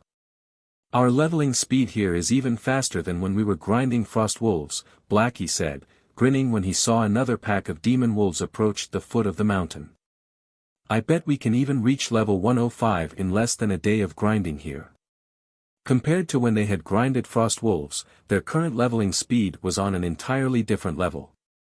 They had invested a lot of time in their hunt for frost wolves, but they didn't need to chase down demon wolves, which regularly called for reinforcements. They simply needed to station the melee fine gold guards on the front line while the rest of the team attacked from a safe distance. These beasts are at least level 110. If we stay here, we can maintain our leveling speed until we reach the same level. If we do, we won't even have to fear the various superpowers experts when they catch up to Tier 3, Yan Tianqing said, his eyes glowing with excitement. It was true that Zero Wing had gained a massive advantage when they had reached Tier 3 so early, but Yan Tianqing understood that the various superpowers had far more and stronger experts than his guild. Zero Wing's advantage over the various superpowers was only temporary. Once the superpowers experts finished their promotion quests as well, Zero Wing would be at a disadvantage. He had constantly been concerned about this. Zero Wing's feud with Starlink was still happening, and the various powers invading from the other worlds couldn't be underestimated. Every one of these powers was eyeing the resources in level 100 neutral maps and Stone Forest City. However, this expedition had alleviated some of his concerns. After reaching Tier 3 in God's domain, the basic attributes players earned with each level up wouldn't have as much of an impact on a player's performance as it used to. Rather, weapons, equipment, and combat standards would have a more prominent effect on players' combat power. However, by leveling up quickly, Zero Wing's peak experts would have more time for high-ranked quests, which would allow them to upgrade their weapons, equipment, and combat standards sooner. With a level advantage, they had a chance of contending with the various superpowers experts and stabilizing Zero Wing's position. How can a level 100 neutral map have such a wonderful place? Shifeng said, chuckling when he saw his teammates' passionate expressions after Yan Tianqing had mentioned the possibility of reaching level 110 so soon. There's no lack of monsters in this area, but remaining here will be taxing on our stamina and concentration. We can't stay for too long. Shifeng had already known about this area and its demon wolves, but he hadn't led the team here earlier because of the atmosphere's burden on players' stamina and concentration. Considering those factors, their grinding efficiency here wasn't that much better than grinding Frostwolf packs. Moreover, the Frostwolves dropped better loot than demon wolves. However, Zero Wing's current predicament wouldn't permit him to remain in the Demonwolf mountain range for long, which had led to his decision to grind the demon wolves. The team members couldn't help but glance at their stamina and concentration gauges, and just as Shifeng had warned them, they noticed that they were consuming twice as much as they had while grinding frost wolves. They really wouldn't be able to fight the demon wolves for very long. Of course, the environment here isn't all bad. It does increase our stamina and concentration consumption rates, but it is also the perfect pace to adapt to our mana bodies and train with our tier 3 skills and spells. You'll rarely find such an opportunity elsewhere, Shifeng said, smiling when he saw everyone's disappointment. The Demonwolf mountain range was no ordinary forbidden land. It was a prized location for players to train after reaching tier 3, especially since it was infested with berserk demon wolves. Not only was the map full of chaotic energy, which was much stronger here, but that energy also disrupted mana. It was the perfect situation to help players adapt to their mana bodies. The mana body was the biggest difference between tier 2 and tier 3. The mana body could also be referred to as a player's mana pool. Players with mana bodies controlled mana in an entirely different way than players without. At tier 2, players used the ambient mana to power their skills and spells, but once they reached tier 3, they'd use the mana inside themselves, as well. This was why tier 3 skills and spells were so much more powerful than those at tier 2. However, using the mana within one's body wasn't easy. Players would need a certain level of understanding of their own mana body. Meanwhile, players would struggle to use the ambient mana in environments with chaotic energy, and as such, they'd be forced to rely on the mana within them. This was why such environments were so helpful to players as they adapted to their mana bodies. Indeed. I can sense my mana a little more clearly now.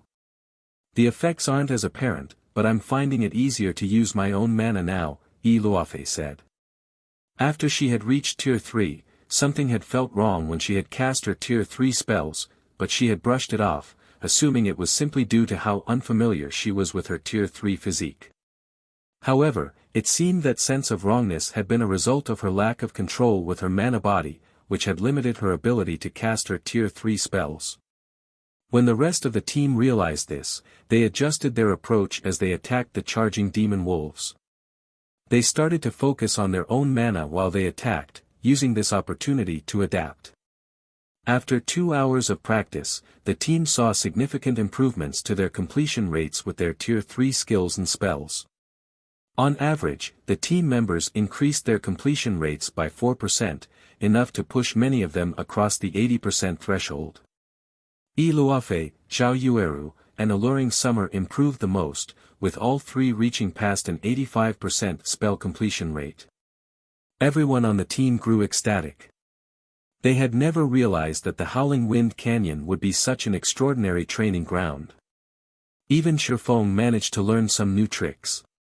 He had only had a bronze-ranked mana body in the past, and now that he had an epic mana body, the way he conducted mana had changed. Inspired, he could now manipulate his body with greater precision. He even gained a new understanding of his physical control in the real world.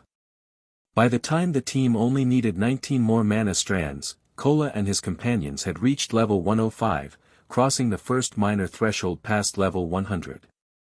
Without hesitation, Shifeng handed the 3 Frostwolf sets to Kola, Turtledove, and Shadow Sword, which gave the 3 a large boost to their basic attributes. The defense and basic attributes are so high. I feel like I can even tank a level 110 mythic monster now, Kola exclaimed as he examined his newfound strength. Shi Feng also gave the Frost Shadow and Snowfrost sets to Yan Tianqing, Iluofei, and the rest.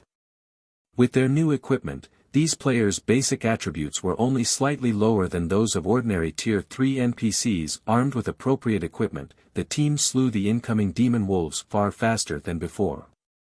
As a result, they collected mana at a much faster rate. Guild leader, my group is almost out of stamina and concentration, Blackie announced, sounding tired. My group's running out of gas as well, Yan Tianqing added.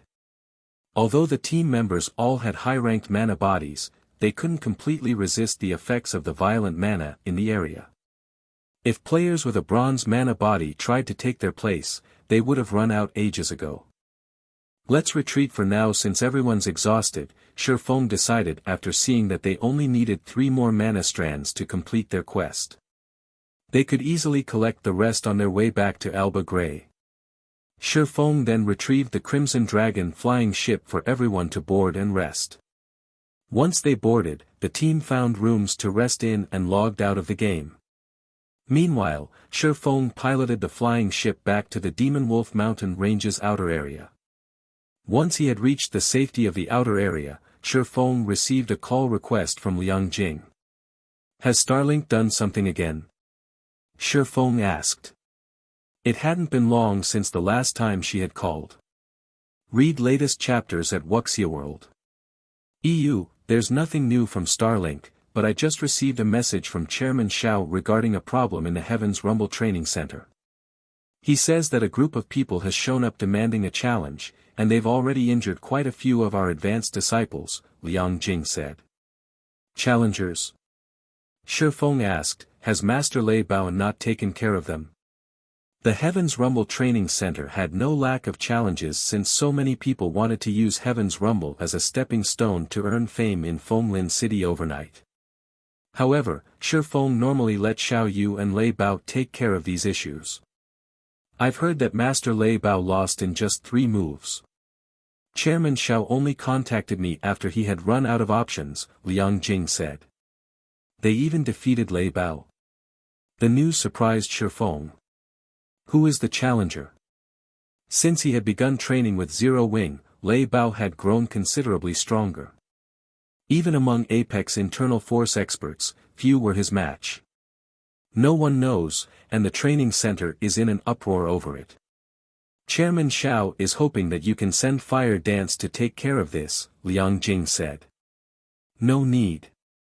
I'll visit the training center myself, Shi Feng said, shaking his head. Fire Dance and the others were still in the midst of their Tier 3 promotion quest, so leaving their virtual gaming cabins wasn't convenient right now. Moreover, Shi Feng was curious to find out who was strong enough to defeat Lei Bao. Chapter 2394, Powerful Assault Fenglin City, Heaven's Rumble Training Center.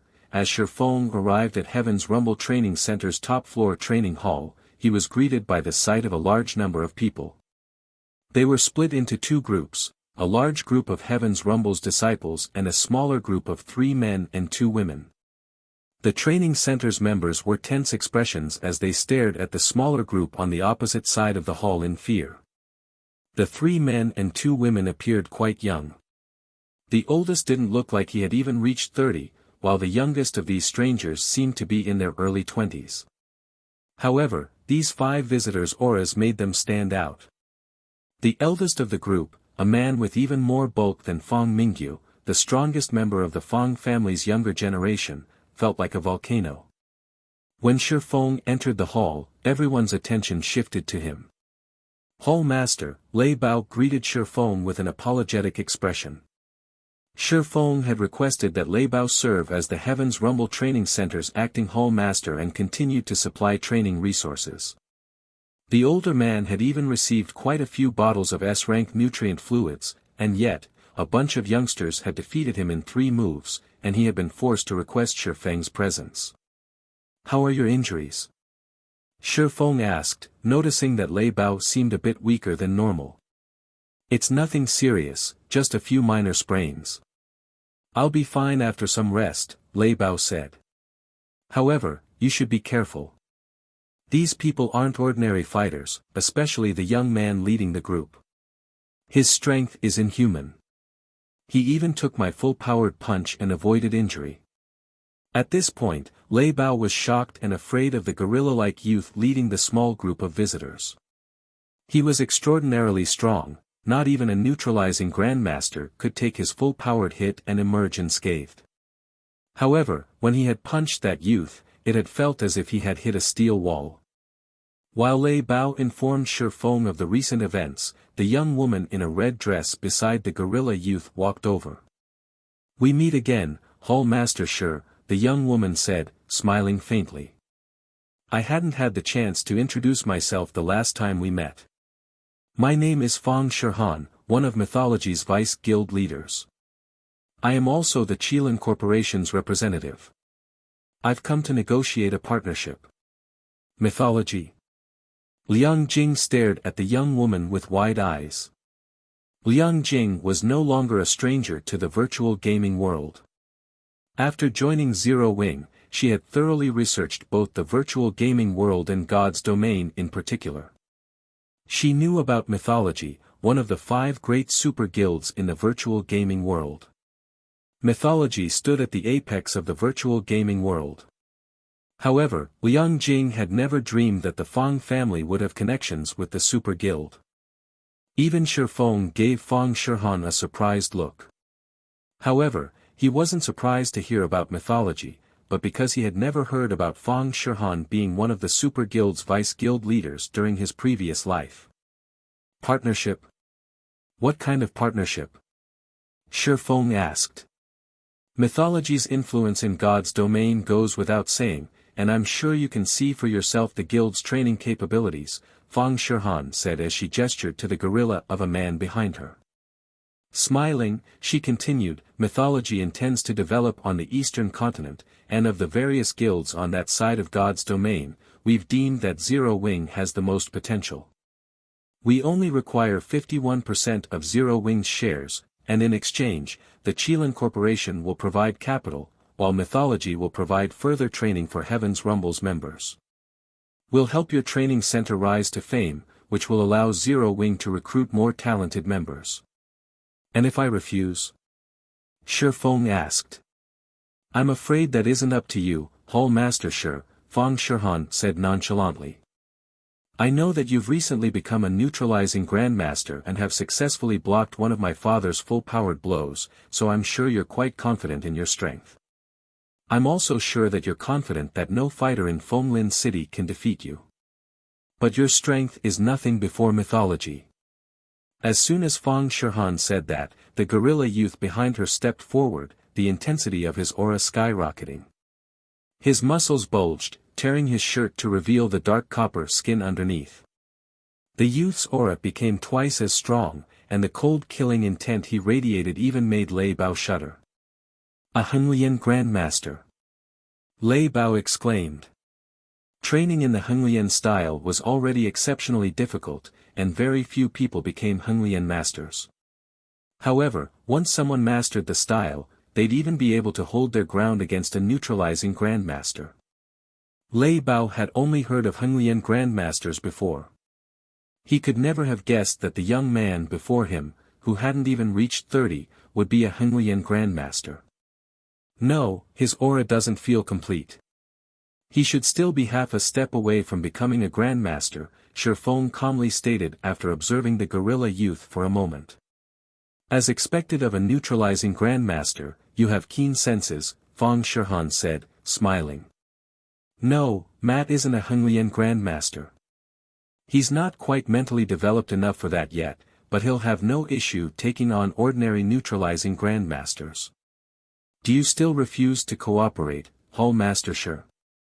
She had investigated Zero Wing thoroughly, with a focus on Stone Forest City. As a city in a level 100 neutral map, it was a treasure trove. Once she had learned about that fact, she had become resolved to obtain Zero Wing, no matter the cost. With Stone Forest City under her control, she could rise through Mythology's ranks. When he heard Fang Shihan's statement, Xiaoyu began to despair. He hadn't realized the Fong family was powerful enough to elicit the help of a half-step Henglian Grandmaster. Read latest chapters at Wuxia World. Although Matt wasn't an actual Henglian Grandmaster, he'd have an overwhelming advantage over ordinary neutralizing Grandmasters in an official competition. If Shi Feng lost to the older man, the Heaven's Rumble Training Center would be finished. He was the reason that the training center had grown to its current size and fame. If Shi Feng were defeated, Heaven's Rumble would lose everything. Liang Jing watched the exchange with a grim expression, as well. Zero Wing required the Heaven's Rumble Training Center to recruit talented members. Losing it would be a major hindrance to Zero Wing's development. I won't make this too difficult for you, kid. I'll accept defeat if you can last 3 hits. If you can't, then you'll hand over Zero Wing's shares, Matt declared before his fist shot toward Shi Feng. Chapter 2395, 3 Palms. Matt's sudden attack surprised everyone in the hall. Sure enough, he can't help himself. Fong Shihan pitied Shi Feng when she noticed Matt's attack.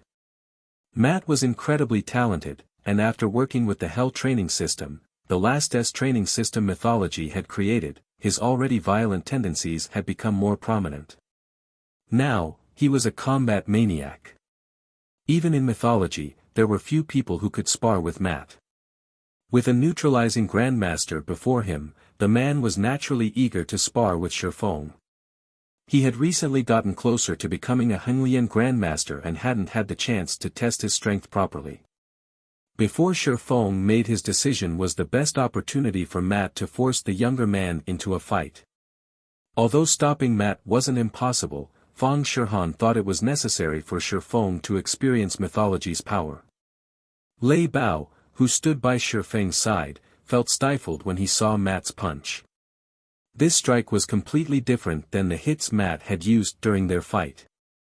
Not only did this punch break the sound barrier, but it also seemed impossible to avoid. Lei Bao thought he could even hear the Grim Reaper call his name. However, just as Matt's hit was about to land, Shi Feng casually took a half step back and rotated his right shoulder as if he had expected the attack. Almost as if an invisible barrier had manifested between them, Matt's punch harmlessly stopped a few centimeters away from Shi Feng's shoulder. What? Did I scare you? Matt quipped when Shi Feng hadn't made another move to stop him. What happened to all of your confidence? Matt was only a half-step Henglian Grandmaster, and although he was more physically fit than ordinary neutralizing Grandmasters, his mental processing couldn't compare. His senses and reaction speed were just as inferior to that of a neutralizing Grandmaster. If a neutralizing Grandmaster focused on evading his attacks, Matt would be helpless against them. In fact, if Lei Bao, a peak internal force master, had focused on evasion, their fight would have lasted a lot longer. This was why Matt had deliberately challenged Shi Feng to last 3 of his punches. Otherwise, fighting Shi Feng would be a waste of time. Forget it, Matt. Hall Master Shi can't take your hits. I suggest you face each other in a race. At least that will give Hall Master Shi a chance at victory, the tall, short-haired woman behind Fong Shihan ridiculed. The woman's provocation enraged Heaven's Rumble's disciples. Even veteran neutralizing Grandmasters couldn't help to match a half-step Henglian Grandmaster's physical fitness, much less Shi Feng, who had only recently become a neutralizing Grandmaster. Asking Shi Feng to take a direct hit from Matt was a joke. Xiao Yu began to move forward to advise Shi Feng against falling into the woman's trap. If he fell for it and lost against Matt, Heaven's Rumble's reputation would be in tatters. I never said I wasn't interested. I just don't think those terms are fair, Shi Feng said, shaking his head. I have to sell Zero Wing's shares if you win, yet you'll just pack up and leave if you lose. What benefit do I get for accepting this challenge? That's simple.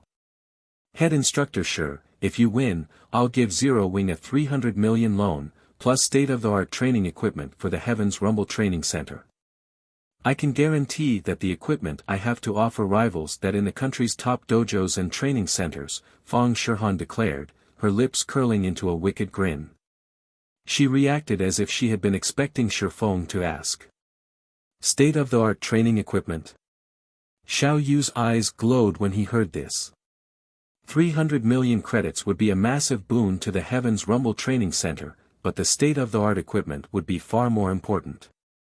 The equipment Feng Shihan offered might not be worth 300 million credits, but it was impossible to purchase on the market. Only the supplier's partners had any access. In comparison, the best equipment available to the public was 2 generations behind, which was why ordinary training centers and dojos' disciples couldn't hold a candle to those from top dojos and training centers. If the Heaven's Rumble Training Center could get its hands on this equipment, its facilities would undergo a qualitative transformation.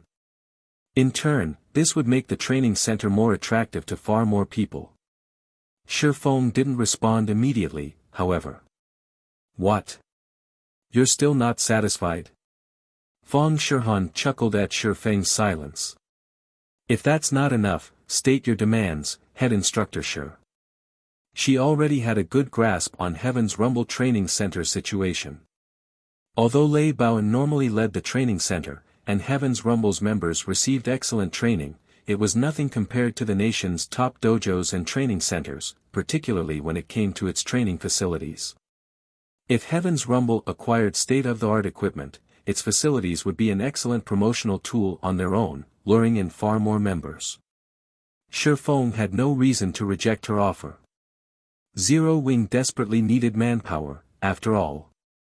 Feng Shihan assumed that the only reason Shifeng hadn't jumped at her offer was that he wasn't confident in withstanding Matt's punches. Knowing this, she wouldn't give the younger man any excuses to refuse her challenge. Everyone in the hall thought the same. They had already witnessed Matt's power. Everyone would be impressed if Shifeng remained standing after taking a single hit, let alone 3.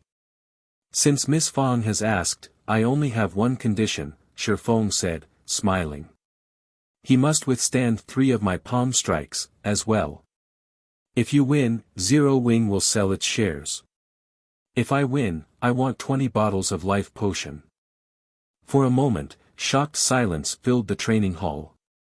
Are you insane? The tall woman behind Feng Shihan blurted, staring at Shifeng. Hall master. Even Lei Bao gave the younger man an incredulous look. Henglian-style practitioners were not famed for their strength, but for their frightening defense. It was why a Henglian master would dare to fight a neutralizing grandmaster, yet refuse to acknowledge Apex internal force masters. Matt was only a half-step away from reaching grandmaster status in the Henglian style, and as such, his skin and bones were as solid as steel. Trying to injure him with human strength was an utter joke. Only bullets could break through his hide now. 20 life potions. Feng Shihan frowned. Life potions weren't like S-rank nutrient fluids. They contained an extraordinary amount of life force. Consuming 1 bottle of life potion would restore youth to an ordinary person, and the potions were in high demand among grandmaster martial artists. Even a major corporation like Qilin Corporation could only secure a small number of bottles. Despite being the Qilin Corporation's princess, Feng Shihan didn't even get that many life potions per year. If Miss Feng thinks this condition is too demanding, we can forget about this challenge, Shifeng mused, chuckling. Neither the credits nor the state-of-the-art equipment was a priority for Zero Wing and Heaven's Rumble right now. The organizations would only truly be able to develop further by improving the strength of their current combatants. The life potion was undoubtedly one of the quickest ways for Zero Wing and Heaven's Rumble to do so. As long as Zero Wing and Heaven's Rumble became strong enough in the future, obtaining state-of-the-art was entirely possible if they were willing to spend a little money, but that wasn't the case for the life potions. They were truly rare items. Not even Lu Xinglua, the Starline Corporation's heir, could acquire many life potions, much less Shifeng. Fine. I agree to your condition. Feng Shihan hissed. Smiling, she continued, but remember, you only have 3 palm strikes. Of course. Shifeng nodded. You really think you can win, kid? Grinning, Matt said, even if I stood here and let you hit me 20 times, you couldn't force me to take a single step back, much less 3. Read latest chapters at Wuxia World. EU. However, before Matt could say anything more, Shifeng walked up to him and thrust out his palm. The strike looked light and gentle from an outsider's perspective. It didn't look like it had the power to threaten anyone. That thrust didn't even look like it could injure an ordinary passerby, let alone Matt. However, just as Shifeng's palm was about to connect with his target, the movement changed, leaving 3 afterimages in its wake. Thud. A dull sound echoed throughout the hall, and Matt's face lost color until his complexion was a deathly pale. He stumbled 3 steps back, clutching his abdomen as he fell to his knees, unable to speak for a long moment. Chapter 2396, Initial Display of Strength. As Matt knelt, silence momentarily enveloped the entire training hall. The tall woman with short hair, in particular, wore a stiff expression, her mocking words forgotten. Impossible. Matt, what happened? Mythology's members were dumbfounded by their comrades' reaction. They were all quite familiar with Matt's strength and defense, but they also knew his personality. Thus, they knew this wasn't an act. Shifeng's palm strike had looked gentle. It hadn't even seemed powerful enough to injure an ordinary person, much less a Fenglin expert like Matt, yet after taking the hit, Matt had collapsed with his pale face twisted in pain. The strike had clearly left him with substantial injuries. Even Lei Bao and Heaven's Rumble's disciples gaped in shock, not to mention Feng Shihan's group. What did the Hall Master do? Heaven's Rumble disciples were confused. They had already witnessed Matt's strength earlier, when he had defeated Lei Bao in 3 moves. The man had such high defense that he had taken a full-powered blow from Lei Bao without issue, and yet, he couldn't cope with one of Shifeng's gentle palm strikes. Did that guy use some hidden weapon, Vice Guild Leader? How else would he have hurt Matt, a male youth, who was as large as Feng Mingyu, quietly asked Feng Shihan. Aside from the old instructor, who wasn't in the hall, the strongest of Heaven's Rumble's visitors were Matt and Feng Shihan. Since Matt couldn't speak at that moment, only Feng Shihan could inform her companions of what Shifeng had done. The rest of Mythology's group nodded, agreeing with the male youth. They assumed that Shifeng must have cheated. No. He didn't just attack with 1 strike, but 3 instantaneous palm strikes, Feng Shihan said, watching Shifeng with an indescribably grim expression. Moreover, all 3 strikes hit the same location, so it looked like a single attack. His physical control has already reached the spiritualization realm. 3 palm strikes. How is that possible? Their leader's answer stunned Mythology's members. Ignoring the difficulty of striking the same location multiple times, executing 3 simultaneous attacks was an unbelievable feat. They couldn't even fathom what kind of mental and physical reaction speed one would need to accomplish it. That's right, I executed 3 palm strikes, as agreed, Shifeng said, not bothering to hide the truth. He was a little surprised to see Matt so pale, however. Not only does combining 3 attacks allow me to increase my raw power, but it also doubles my hits penetrating power. To think you only received minor injuries, I'm impressed with your muscular defense. If you had come here a few days ago, I really wouldn't have been a match for you. Adjusting to his epic mana body in the Howling Wind Canyon had inspired him. After he had become a neutralizing grandmaster in the real world, his mind had begun to secrete hormones to fortify his physical prowess. His mental and physical reaction speeds, in particular, had significantly improved, but superior reaction speed wasn't enough for him to exhibit his full strength. His physical control wasn't yet perfect. However, by controlling the flow of mana in his epic mana body, he had come up with some combat techniques that would rely on his reaction speed. Although he couldn't replicate these techniques perfectly in the real world, he was able to exhibit a fraction of the technique's power. Even that fraction greatly increased his strength and penetrating power, allowing him to drive the force of his strikes toward Matt's organs. Not even an adult bear would escape such an attack unscathed. Although Matt was in incredible shape, he was only human. Once his pain had subsided to a bearable level, Matt stood, glaring at Shifeng with a hint of fear in his gaze. He abandoned any thought of fighting the younger man. "You, very good. I've lost this challenge." Henglian-style practitioners were famed for their brute strength and defense. The only reason that they dared to clash with neutralizing grandmasters was their ability to take a hit without sustaining significant injuries. On the other hand, if they got lucky and landed a bow, they could knock out their opponent with a single hit. However, they'd have to flee from a neutralizing grandmaster like Shifeng, who could ignore their defense. Fighting such an individual would only spell their death. Still, the situation confused Matt. Aside from Shifeng, he had only ever taken such a serious blow from his old instructor. His instructor was an old monster who had become a neutralizing grandmaster several decades ago. The old instructor had also received help from plenty of state-of-the-art and medication to grow stronger. His strength had long since reached inhuman levels. In comparison, Shifeng was only in his early 20s. Just how did this young man become so powerful? In that case, will you fulfill your end of the bargain, Ms. Fang? Shifeng asked after Matt had admitted defeat. After his fight with Matt, Shifeng's mind spun. It wasn't because he had successfully executed a god's domain combat technique in the real world, but because of how impressed he was with mythology's expert standards. He had never thought mythology would be this powerful. If even mythology could nurture such incredible fighters, other superpowers shouldn't be far behind.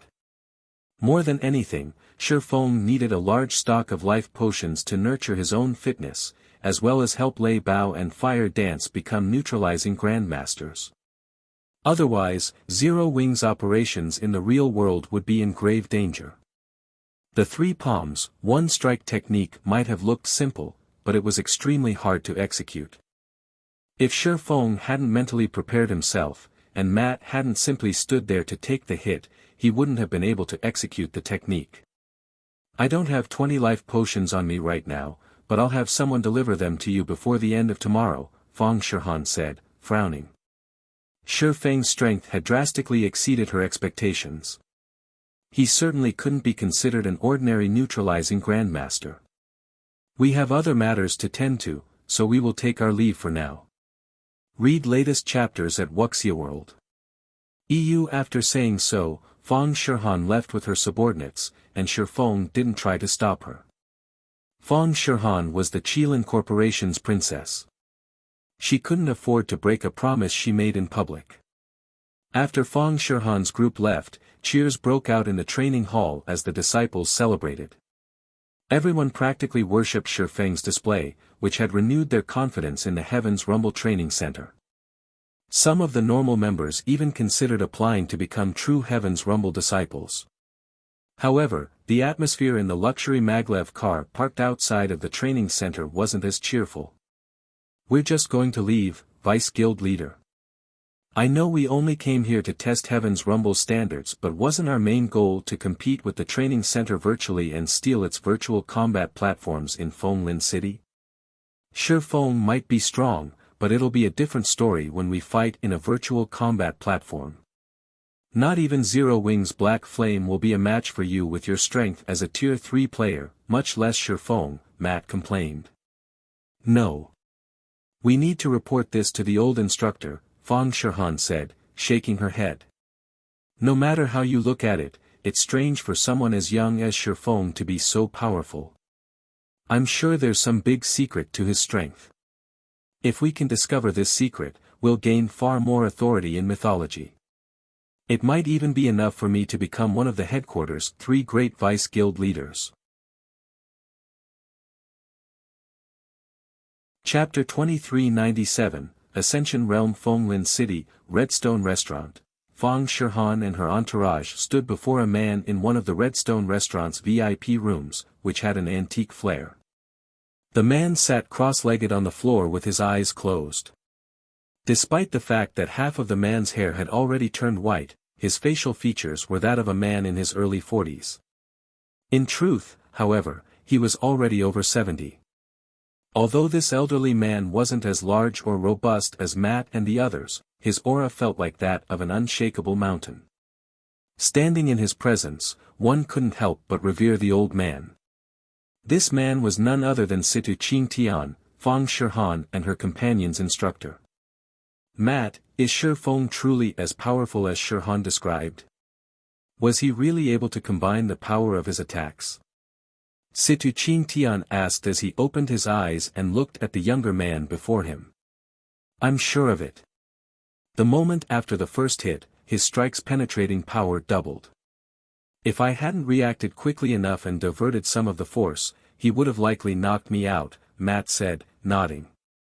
Before today, he had only ever experienced that level of power from Situ Ching Tian, and the memory of Shifeng's hits were still fresh in his mind.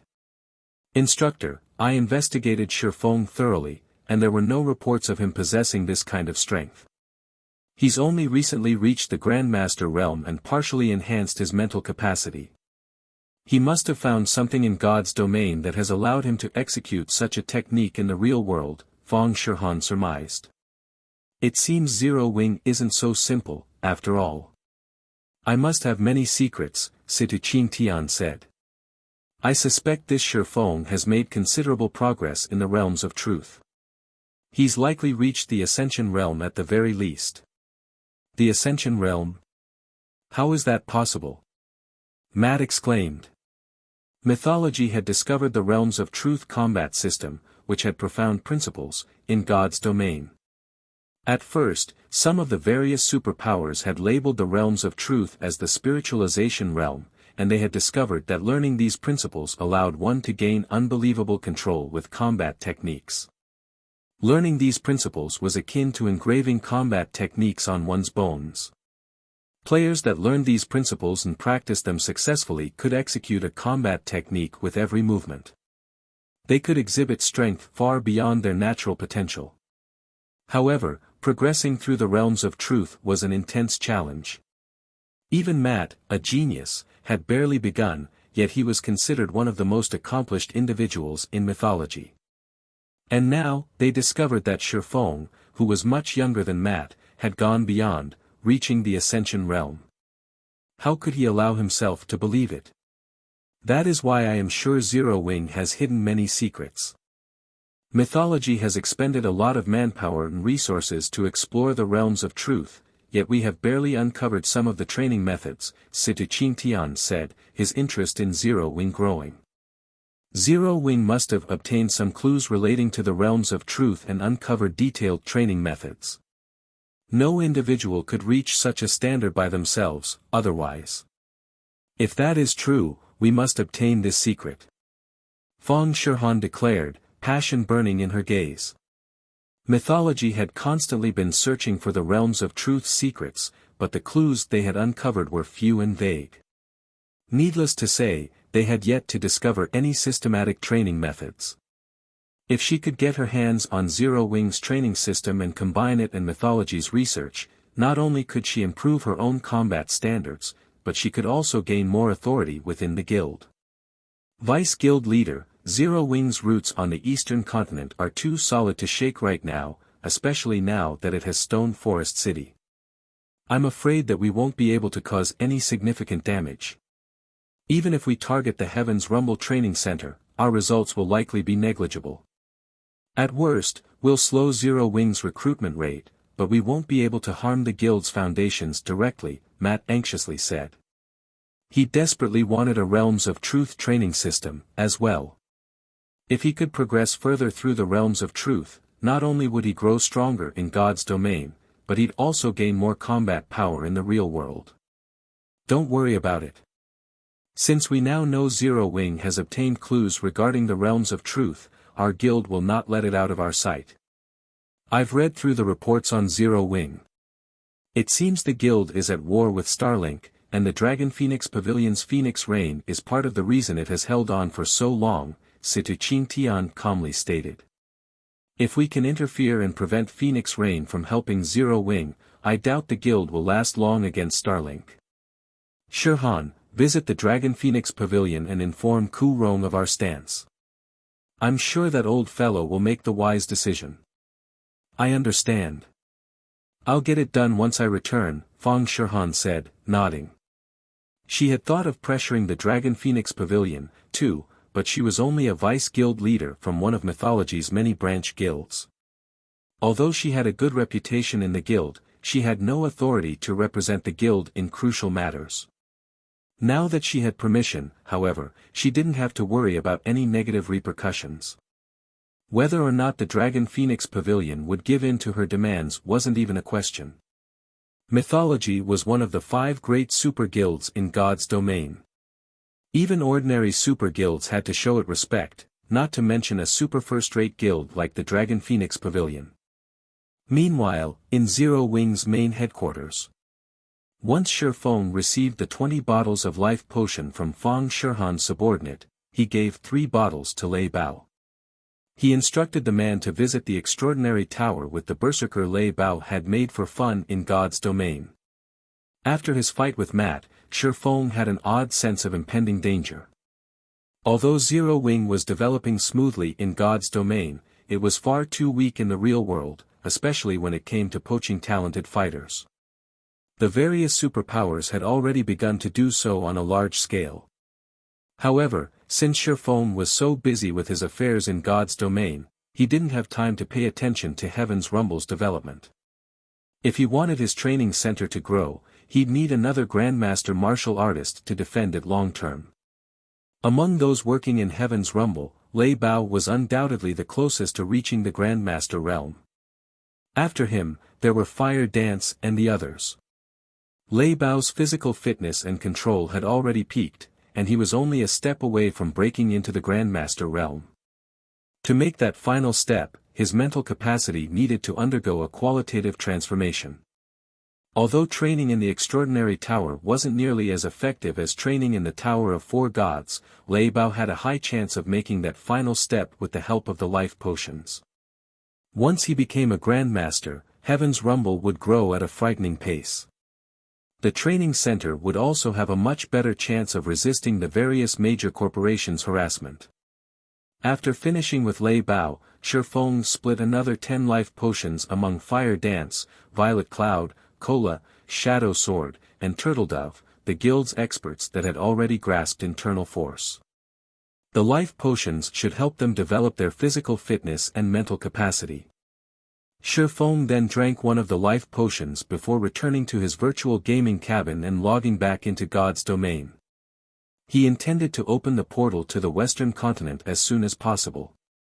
Only then could Zero Wing stabilize its foothold in God's domain and secure enough resources and strength to develop the Heaven's Rumble Training Center. By the time Shifeng re-entered God's domain, Cola and the others were, for the most part, rested and ready.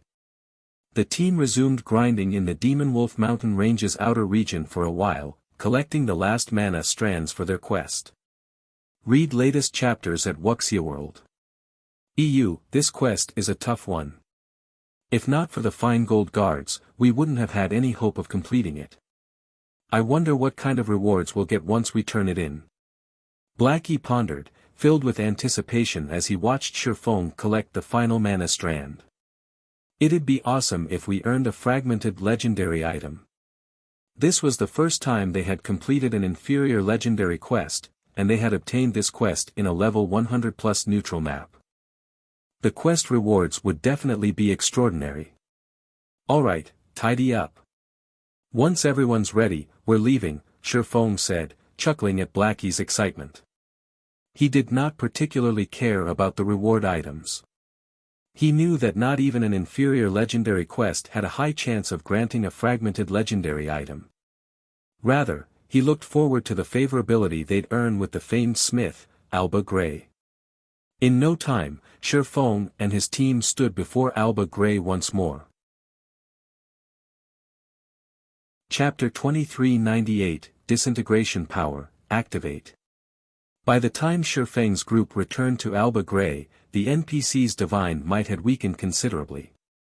Even with the protection of the gods, the hero was in danger of dying. Seeing this, Shifeng had to admit that the jealous witch was incredibly powerful. With a single curse, she could cause a hero's downfall. With this kind of power and the witch's erratic mood, it was no wonder why she was considered a natural disaster. When she was in a good mood, she could help a kingdom prosper, but when her mood was sour, she could cause a kingdom's demise. Kingdoms and empires both revered and feared the woman. Lord Alba Grey, we've collected 1,000 strands of the jealous witch's mana. How should we proceed to lift your curse? Shifeng asked the frozen hero. Simple. You just need to release the mana you've collected around me, Alba Grey telepathically communicated with a thread of excitement. However, while I am removing the seal, the jealous witch's frost elf will sense this. I must ask you to stop her until I am free. Just as Shifeng was about to ask for more information, the snow around them stirred. It then gathered into the form of a woman. The woman was nearly 2 meters tall and looked mostly human, but unlike humans, her body was made entirely of snow. Divine runes etched themselves in her frozen form, giving her a sacred aura. One couldn't help the urge to submit to her will as they stood in her presence. As if the ambient mana had discovered its master, it gathered around the woman. A higher magic elf? Everyone gasped when they saw the snow woman's statistics. Ice elf, Yulunium, high magic elf, mythic, level 110 HP 3, 500 000/3 500 000 magic elves had considerably high life ratings in God's domain, much higher than elemental creatures. Many of the spells humans wielded in this day and age had originated from magic elves. Mana favored these beings even more than ordinary elves because they possessed bodies made of mana itself. Meanwhile, high magic elves stood above magic elves in God's domain's hierarchy, akin to kings among magic elves. Their life ratings could even rival that of dragons. Do you really think you can escape my master's curse? Yulunium mocked as she gave Alba Grey a disdainful look. She then swept her glance over Shifeng and his companions, saying, "Adventurers, it'd be best if you do not poke your noses into matters that do not concern you. Leave now, and I will spare you. Stay and help Alba Grey, and I'll ensure you remain here, alongside the rest of these foolish knights." As Yulunium spoke, the team felt an overwhelming sense of dread. They struggled to move as if the air around them froze them in place. Even breathing became a laborious task. Is she really a mythic monster? Kola muttered, shocked as he stared at Yulunium. With just a few words, High Magic Elf had immobilized Tier 3 players. She was nothing like the mythic monsters they had faced before. Guild leader, she is far too dangerous for us. If we try to fight her, only the personal guards will last more than 10 seconds, Yen Tianqing expended an immense amount of energy to whisper to Shifeng. I doubt we'll even last 5 seconds against her, Shifeng said, smiling bitterly at Yulunium. He had never expected this inferior legendary quest to be so vicious. Collecting 1,000 mana strands within 10 days in the Demonwolf mountain range had already been a nigh impossible task, but the challenge before them was simply a joke. They might have had a chance if the system had pitted them against an ordinary magic elf, but trying to fight a high magic elf was on par with challenging a bona fide dragon. Although they had raided a Tier 4 ice dragon, Heathwaite had been severely injured before they had arrived. Its combat power had been nowhere near its peak. Furthermore, Shifeng had been able to suppress it with his heavenly dragon's breath, which was the only reason they had had a slim chance of defeating it. Yulunium, on the other hand, was a completely different story. Not only was Yulunium's combat power at its peak, but as a high magic elf, she had hundreds of spells under her command. She could wipe a 100-man Tier 3 team off the face of God's domain in a matter of seconds. If players tried to fight her without specific tools to counter her attacks, their only hope of survival was to flee as far and fast as possible. Unfortunately, summoning a Tier 4 Great Demon with the Bible of Darkness was impossible, as well. Yulunium had high enough intellect that she'd target Shifeng immediately, and the great demon wouldn't be able to do anything about it. Adventurers, give me 90 seconds. If you can hold out for that long, I can free myself from this curse. Alba Gray suddenly shouted. Alba Gray's words left everyone speechless. They could barely move within Yulunium's domain. They'd be lucky to stall her for 10 seconds, not to mention 90. Yulunium was no normal mythic monster, she was a creature that was more skilled with her spells than Tier 4 great wizards, and she loved large-scale combat. She could annihilate them all with one AoE spell, leaving no opportunities to challenge her. 90 seconds. After some pondering, Shifeng turned to Kola and asked, Kola, can you hold her for 10 seconds? If I activate my berserk and life-saving skills, it should be doable, Kola said after considering his prowess. He currently wore the Frostwolf set, and with his fragmented legendary shield, he was more than capable of tanking a level 100+ mythic monster. Yulunium's life rating rivaled that of dragons, but he shouldn't have any issues tanking her for 10 seconds if he activated his berserk and life-saving skills. Do you have a plan, guild leader? Yen Tianqing asked. They could simply surrender, but they'd have to bear the brunt of the quest's penalty. I do, but I'm not sure if it will succeed, Shifeng replied. Unfortunately, we have no other options. Kola, get ready.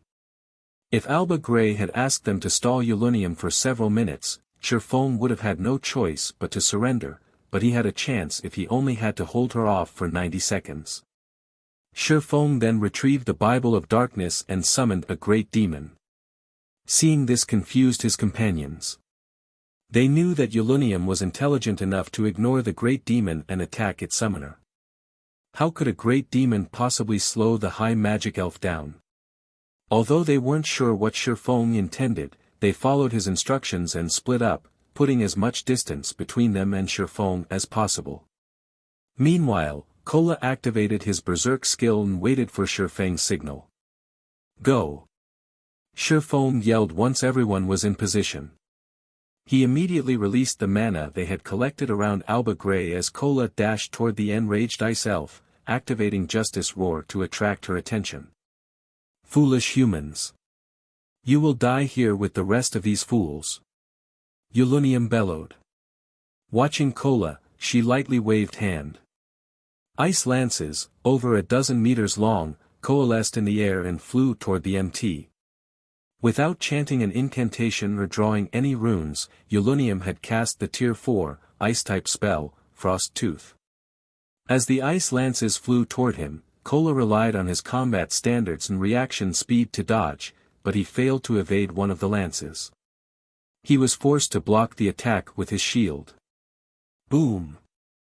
The ice lance exploded against his shield, and the impact forced Kola to sink into the snowy ground. The attack had dealt over -300,000 damage, taking more than 10% of Kola's total HP. How powerful is she? Everyone's eyes nearly fell from their sockets. Kola had activated his berserk skill and life-saving skills, so he should have substantial damage reduction, yet he had still lost over 10% of his HP from one of Yulunium's attacks. Had he tried to charge at the ice elf without these skills active, she would have one-shot him. Seeing that the first attack had failed to end her target, Yulunium raised her hand again and began to chant an incantation.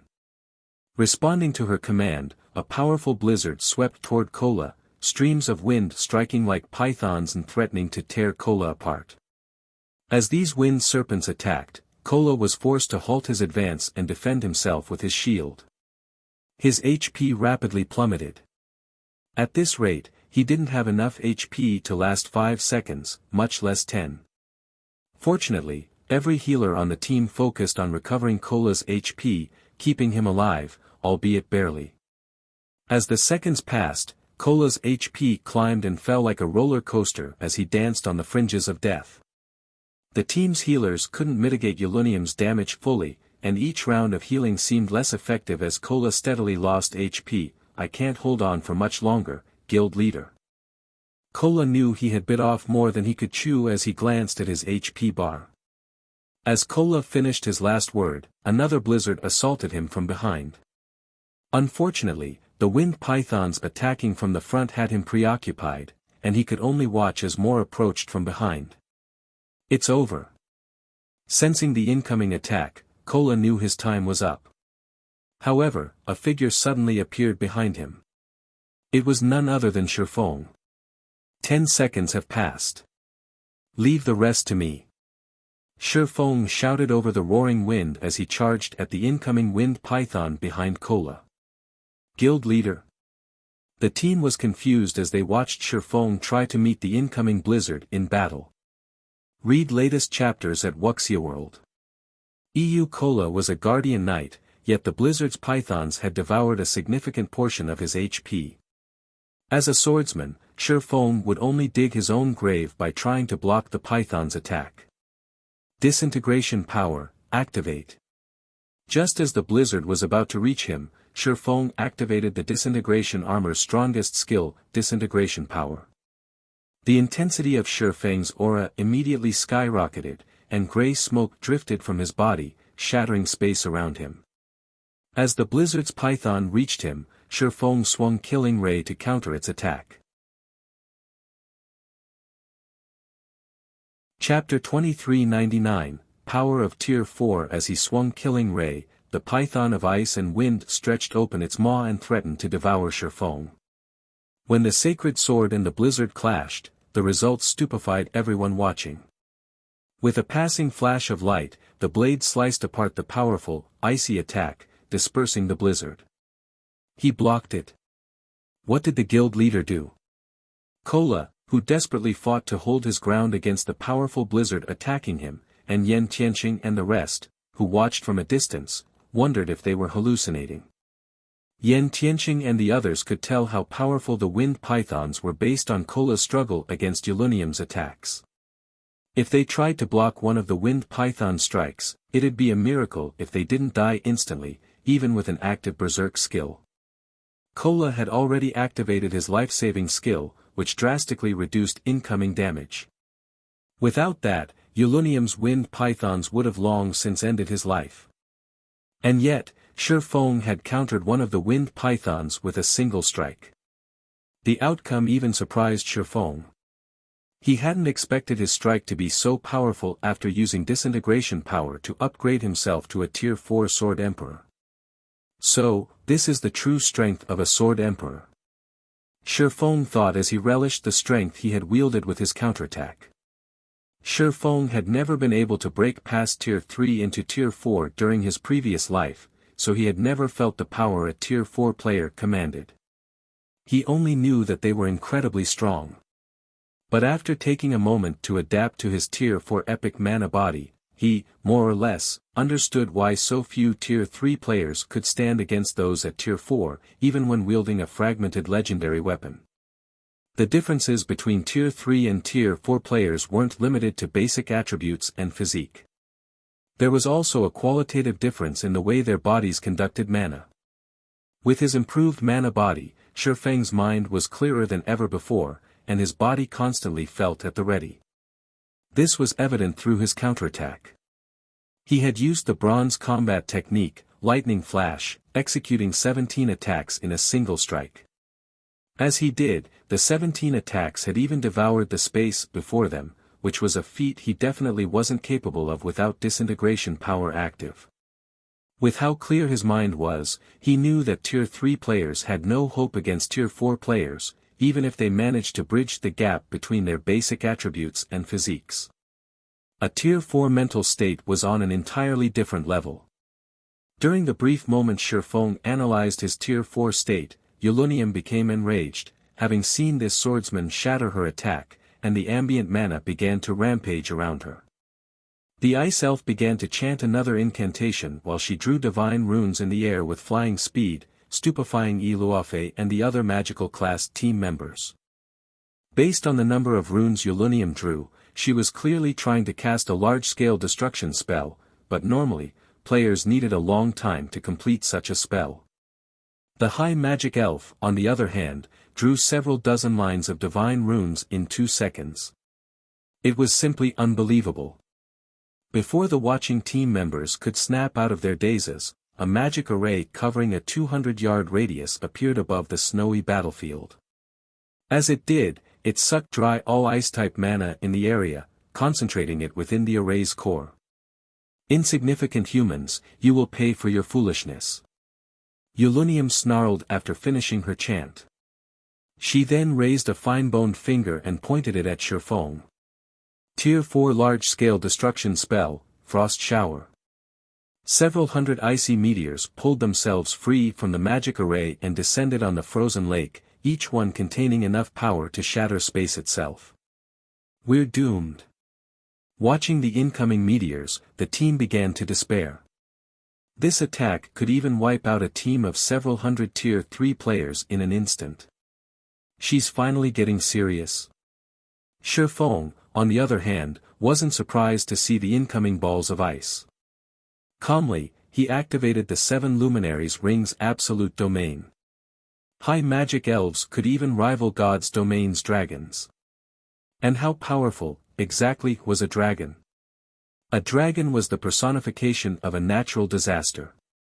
Not even a full kingdom could stop a dragon's wrath, and it would be forced to watch as the creature devastated its territories. High magic elves might have a slightly lower life rating than dragons, but they had the combat power to rival the monstrosities due to their exceptional talent with wielding magic.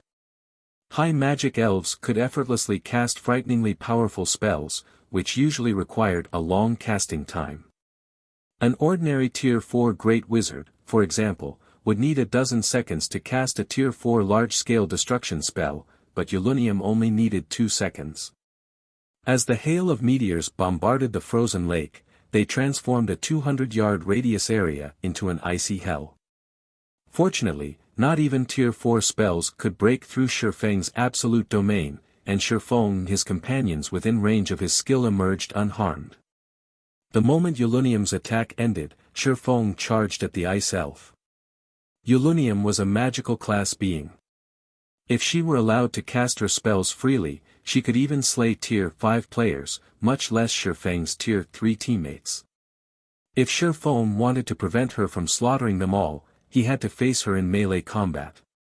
With absolute domain's protection, Shifeng could approach Ulunium while she bombarded him with a steady stream of Tier 4 spells, but as he approached, he had to admit that this ice elf was incredibly powerful. Not only were her basic attributes considerably higher than his, but she also had an endless supply of Tier 4 spells at her command. Even after forcibly promoting himself to Tier 4, Shifeng was at a major disadvantage.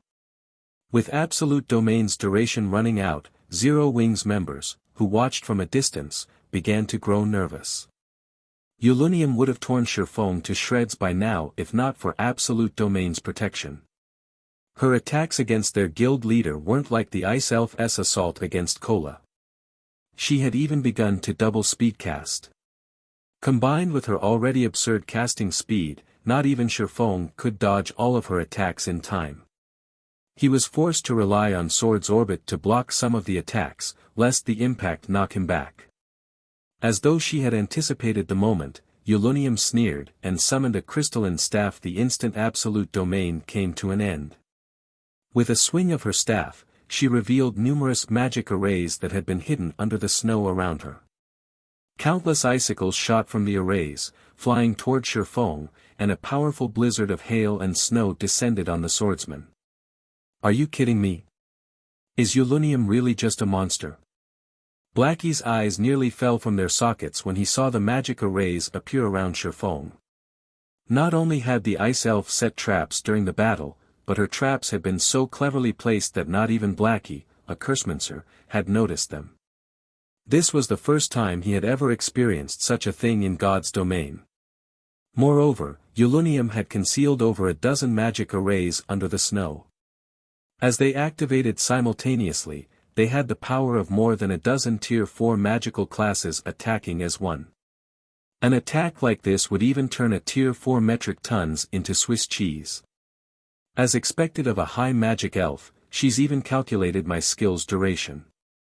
The incoming icicles didn't surprise Shifeng in the least. He immediately commanded his summoned Great Demon, which had been on standby, to join the fray.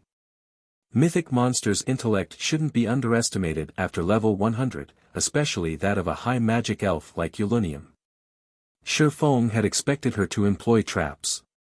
If these creatures were any weaker, the various superpowers of his previous life wouldn't have struggled so hard against superior mythics. The great demon appeared behind Shifeng instantly and blocked the icicles coming in from behind its master. With the great demon's help, Shifeng could concentrate on the wind pythons attacking him head-on. However, despite focusing on defense, the wind pythons were too powerful for him, and his HP continued to fall with each attack he blocked. If he hadn't had the help of his healer's diligent spell casting, he wouldn't have lasted more than 15 seconds against this bombardment. With the great demon guarding his back and the rear line healer support, Shifeng had a much easier time distracting Yulunium.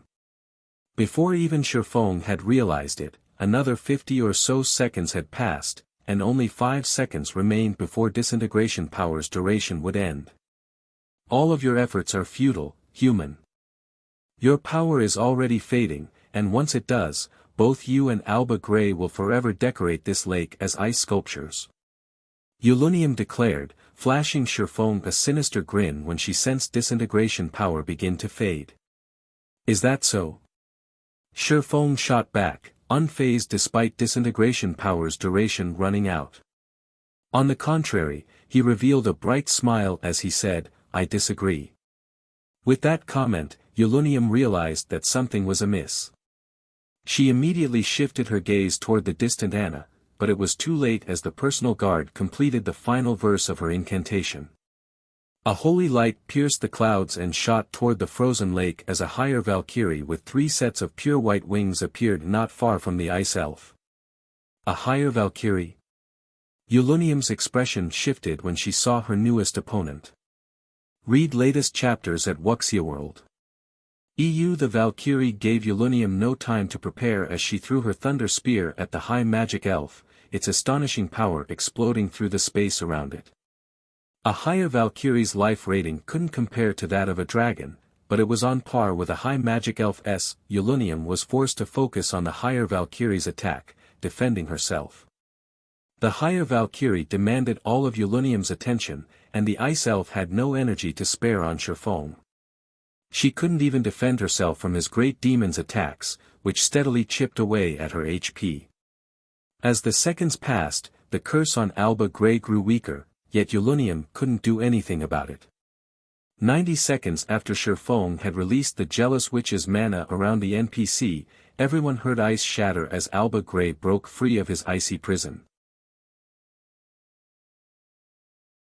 Chapter 2400, Sword Saint. Seeing Alba Grey break free from his curse, Shifeng breathed a deep sigh of relief. Although the higher Valkyrie could keep Yulunium busy, it couldn't exist for long. If the higher Valkyrie had disappeared before Alba Grey had freed himself, Shifeng wouldn't have been able to stop the ice elf even with twofold berserk.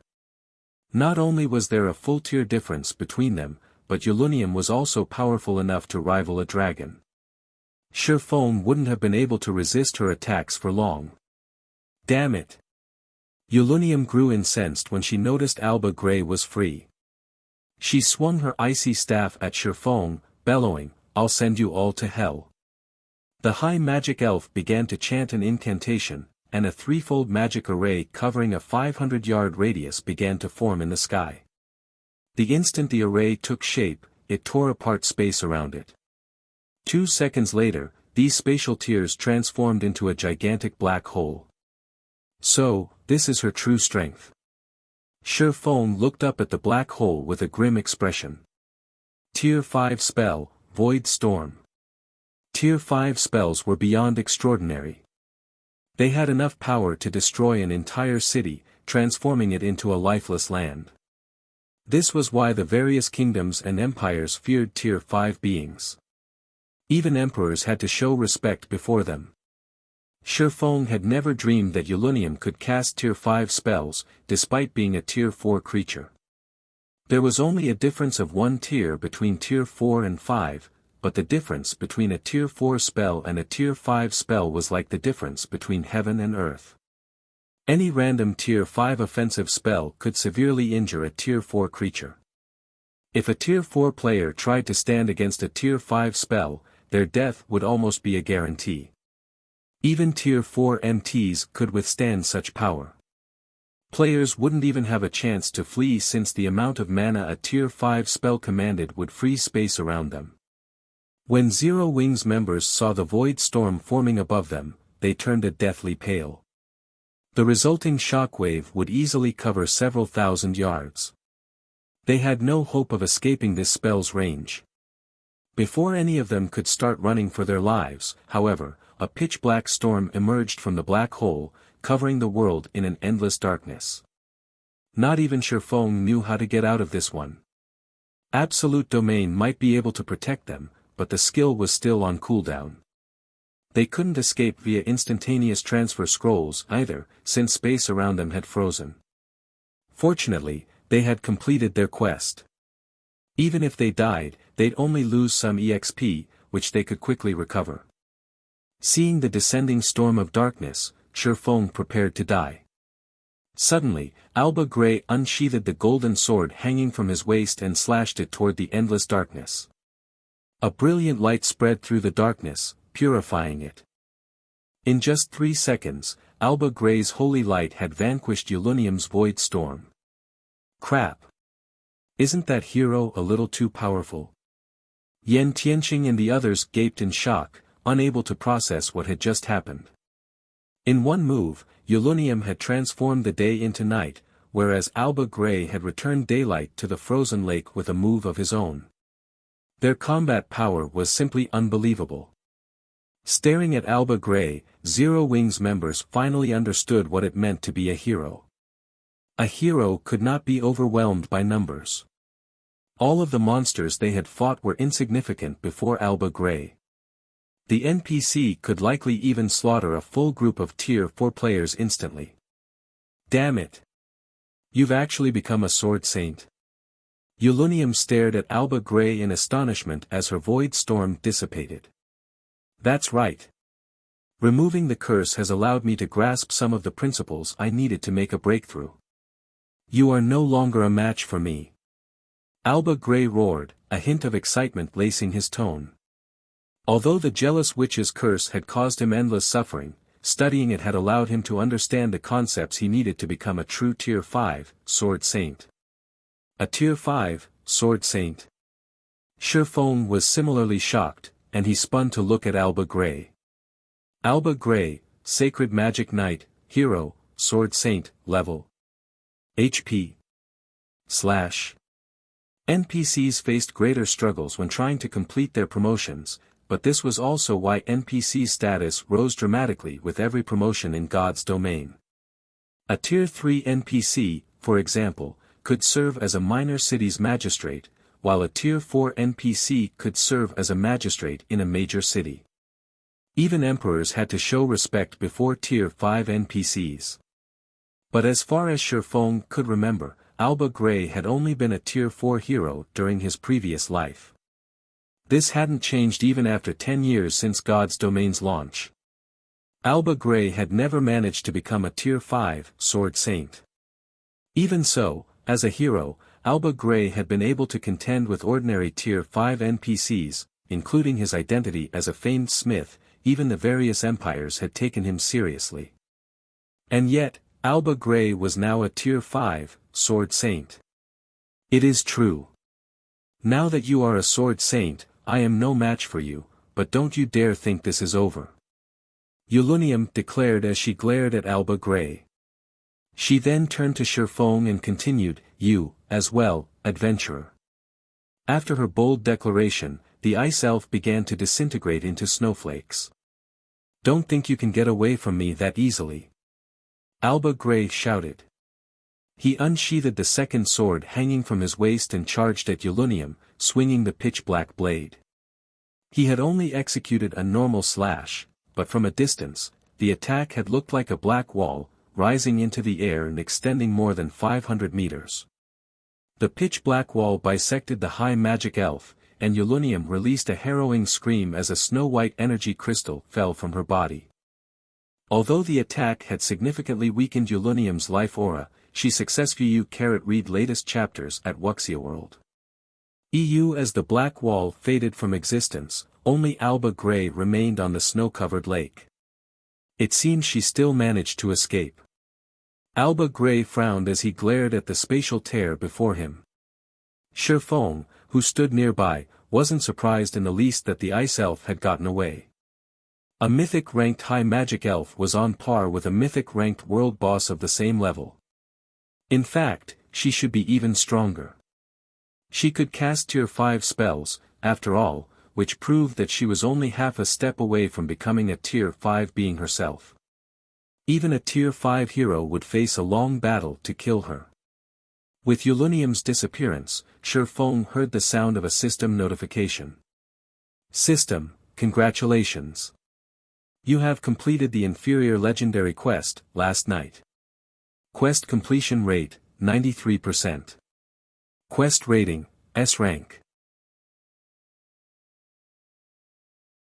Chapter 2401, Alba Grey's Reward and S rank rating.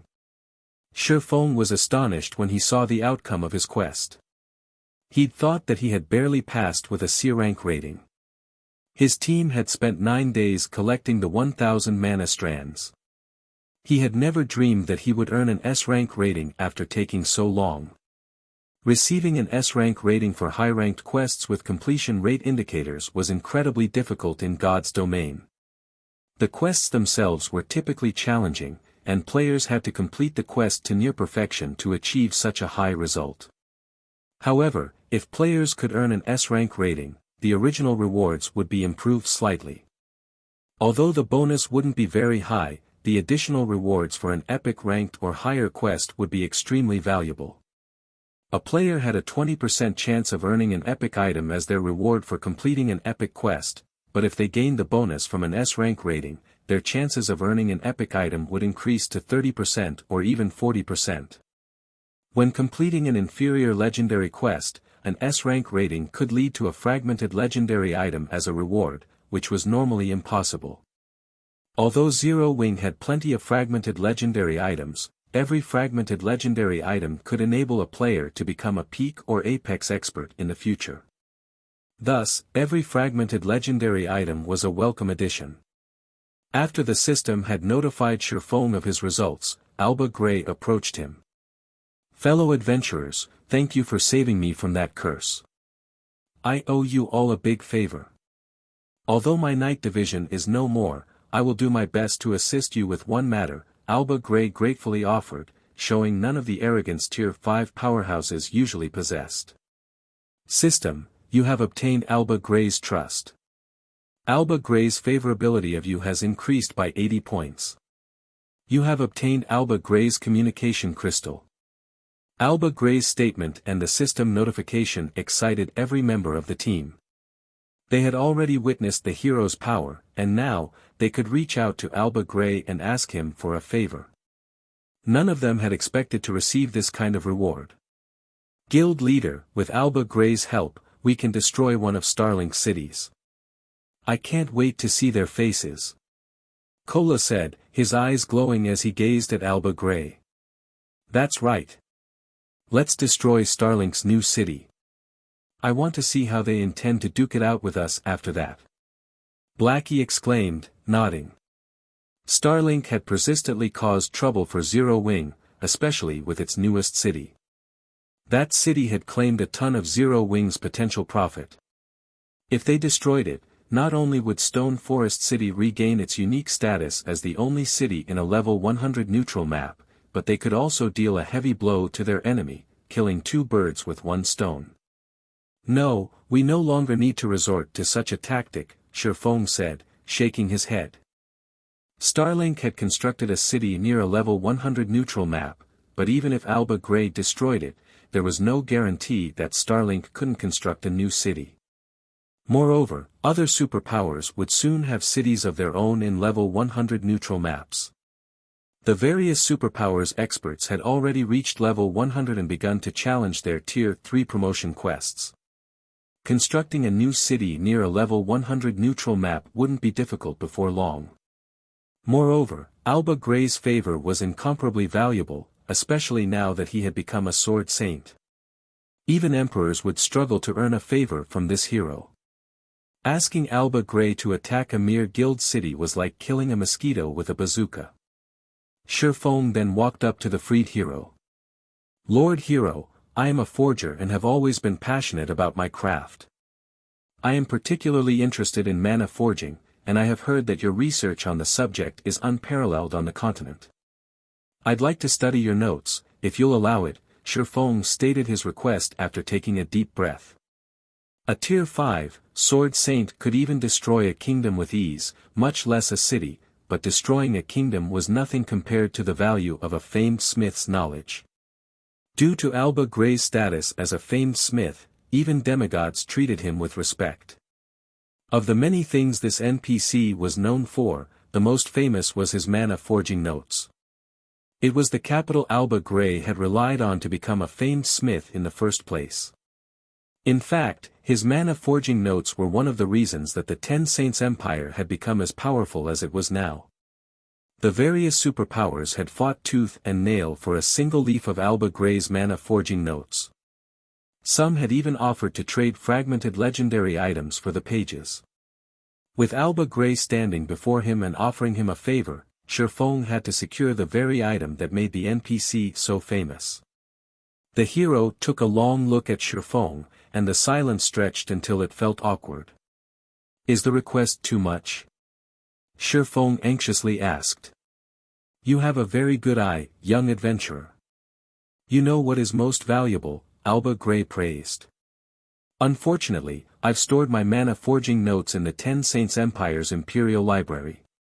Not even I have the authority to retrieve them, and unfortunately, the materials I would need to create a copy no longer exist in this world." Sure enough. Although Shifeng was disappointed, he wasn't surprised. The Ten Saints Empire treated Alba Gray's mana forging notes as a national treasure. The notes were even more valuable than a legendary item. Just as Shifeng was about to give up and wondered if he should ask the famed smith to craft him a custom-made fragmented legendary item, Alba Gray opened his mouth to speak again. "But don't be too disappointed. Before I penned the official mana forging notes, I created a few drafts. Although I have lost many of them, I do have one volume of my drafts with me. If you don't mind, I can gift you this volume," Alba Gray informed Shifeng as he retrieved an ancient booklet that radiated faint traces of mana. The booklet was old and tattered, but it felt somehow timeless, as if very few things in this world could destroy it. "Thank you, Lord Hero. I will take good care of it," Shifeng said as he accepted the booklet. He was still disheartened that he couldn't obtain the full compilation of the mana forging notes. He was surprised and pleased that he could obtain one of the notes volumes. Alba Gray had relied on his mana forging notes to become a famed smith. A single volume could easily rival the value of a legendary item. "There's no need to thank me. If you need help in the future, you may contact me through my communication crystal," Alba Gray said, smiling. He then transformed into a streak of light and disappeared from everyone's vision. Read latest chapters at Wuxia World. EU System, you have earned Alba Gray's admiration. Alba Gray's favorability of you has increased by 10 points. System, Alba Gray's favorability of you has reached 100 points. You have become Alba Gray's friend.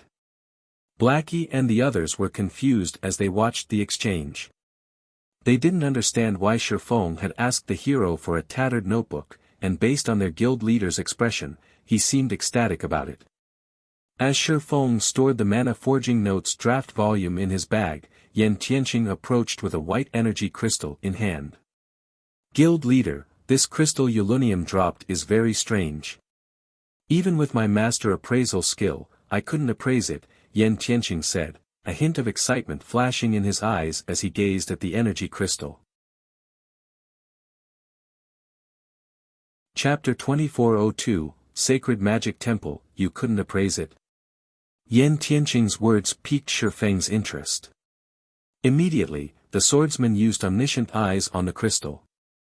In God's domain, very few things defied appraisal at the master rank. Only special items could not be appraised by a master appraiser. Generally, these special items were of extraordinary quality, and even the most inferior among them should be at the epic rank. 3 seconds. 6 seconds. 10 seconds. Even after 15 seconds had passed, omniscient eyes still hadn't fully analyzed the crystal. What is this item? At this point, even Shifeng could not help but be surprised. When appraising items using omniscient eyes, 15 seconds were more than enough to analyze an epic item. Now, however, the loading bar was still a long way from full. Finally, when a total of 22 seconds had passed, the white energy crystal's information appeared before Shifeng. Magic key, epic rank, a key that can open the second floor of the sacred magic temples found in Lost Ruins. Cooldown, 1 natural day. Upon seeing the appraisal results, Shifeng was dumbfounded. Guild leader, what is it? Yan Tianqing asked curiously upon seeing Shifeng's surprised expression. A magic key. A secret key that can open the sacred magic temple's second floor. Shifeng said, a hint of excitement flashing across his eyes as he gazed at the white crystal in his hand. For a moment, he even wondered if the reward for achieving an S-rank rating in the quest wasn't Alba Gray's favor, but this magic key instead. The sacred magic temple. Everyone was confused at Shifeng's words. They could be considered very knowledgeable regarding God's domain, but this was the first time they had heard the term, sacred magic temple. Judging by Shifeng's expression and manner of speaking, they concluded that it should be a very amazing place, yet they actually had never heard of it before. It's an excellent place to learn skills, spells, and magic arrays. The learning efficiency in the sacred magic temple is at least double that in the outside world, Shifeng explained excitedly. The sacred magic temple was a relic of ancient times, which normally only appeared in ancient ruins or lost towns. The location of the magic gate Shifeng was aiming for this time was one of these ancient ruins. This ancient ruin housed not only a magic gate that led to the western continent but also a sacred magic temple. This sacred magic temple was another reason why the various superpowers had grown extremely envious of the dark power that ruled over the Demonwolf mountain range in his previous life. While inside the sacred magic temple, players could freely learn the information stored there so long they had access. The information contained within the sacred magic temple was generally related to skills, spells, and magic arrays used during ancient times. While this information was outdated, it was of great help to players. Since these skills, spells, and magic arrays were the original forms of present versions, studying them would allow players to improve their control over current skills, spells, and magic arrays significantly. Hence, the sacred magic temple was a place many players sought to visit. Meanwhile, every sacred magic temple had a total of 3 floors, with the quality and quantity of information stored within each subsequent floor superior to the previous one. However, seals restricted access to the upper floors. Decoding these seals was beyond even a grandmaster magician. To enter these restricted floors, one needed to have the corresponding key to do so. Shifeng never thought that Yulunium would actually drop such a treasure. This was simply unbelievable. Guild leader, can we learn Tier 3 spells from the sacred magic temple? Blackie asked eagerly when he heard Shifeng's words. Tier 3 skills and spells were exceedingly rare. Despite grinding in the Demonwolf mountain range for so many days, they had yet to come across even one Tier 3 skill book or spell book. The Tier 3 skills and spells they possessed thus far were obtained through legacy skill points. If they wished to learn more, they would have to find other ways to do so. If he could freely learn as many Tier 3 spells as possible, then his strength would definitely skyrocket. Learning Tier 3 spells. Dream on, Shifeng retorted, rolling his eyes at Blackie. If it were possible to learn Tier 3 skills and spells from the sacred magic temple, there wouldn't have been so many Tier 3 players in the past that had failed to learn all of the standard Tier 3 skills and spells for their class. Having identified the magic key, Shifeng had everyone search for the remains of the magic gate. At this point, everyone was mostly of the same level as the monsters roaming the Demonwolf mountain range's outer area, so scouring it became a lot easier. After spending just half a day exploring, they located a hidden cave below the frozen lake. After bypassing a magic trap, the team arrived before a ruin that had been abandoned ages ago. Sure enough, this place matches the information. When Shifeng saw the tightly shut silver gate and the three-story sacred magic temple, he inwardly breathed out a sigh of relief. Due to his reincarnation, the development of the current god's domain had greatly deviated from his previous life's version. Hence, he hadn't been confident that the Demonwolf mountain range's magic gate still existed in this life. Guild leader, quick, look. It's the magic gate. Blackie exclaimed in excitement, pointing at the silver gate. With this, our guild will also be able to travel between the two main continents. Blackie had never imagined that they would actually find a magic gate leading to the western continent. Moreover, even if he wasn't an expert in magic arrays, he could tell by the looks of the gate's shape and the magic arrays engraved on it that the gate was not a one-time use tool but one that allowed players to freely travel between the two main continents. Now that Zero Wing had access to the resources of both continents, there was no doubt that the guild would develop into a superpower. It seems the gate has been preserved quite well. The restrictions aren't that significant, Shifeng said calmly as he inspected the silver gate. In its current state, the magic gate before him could be used only once a week, and each use allowed up to 10 players to be teleported, with each person costing 2,000 magic crystals. Shifeng was relatively satisfied with this outcome. It was much better than some of the other magic gates he knew of that teleported only 3 to 5 people at a time.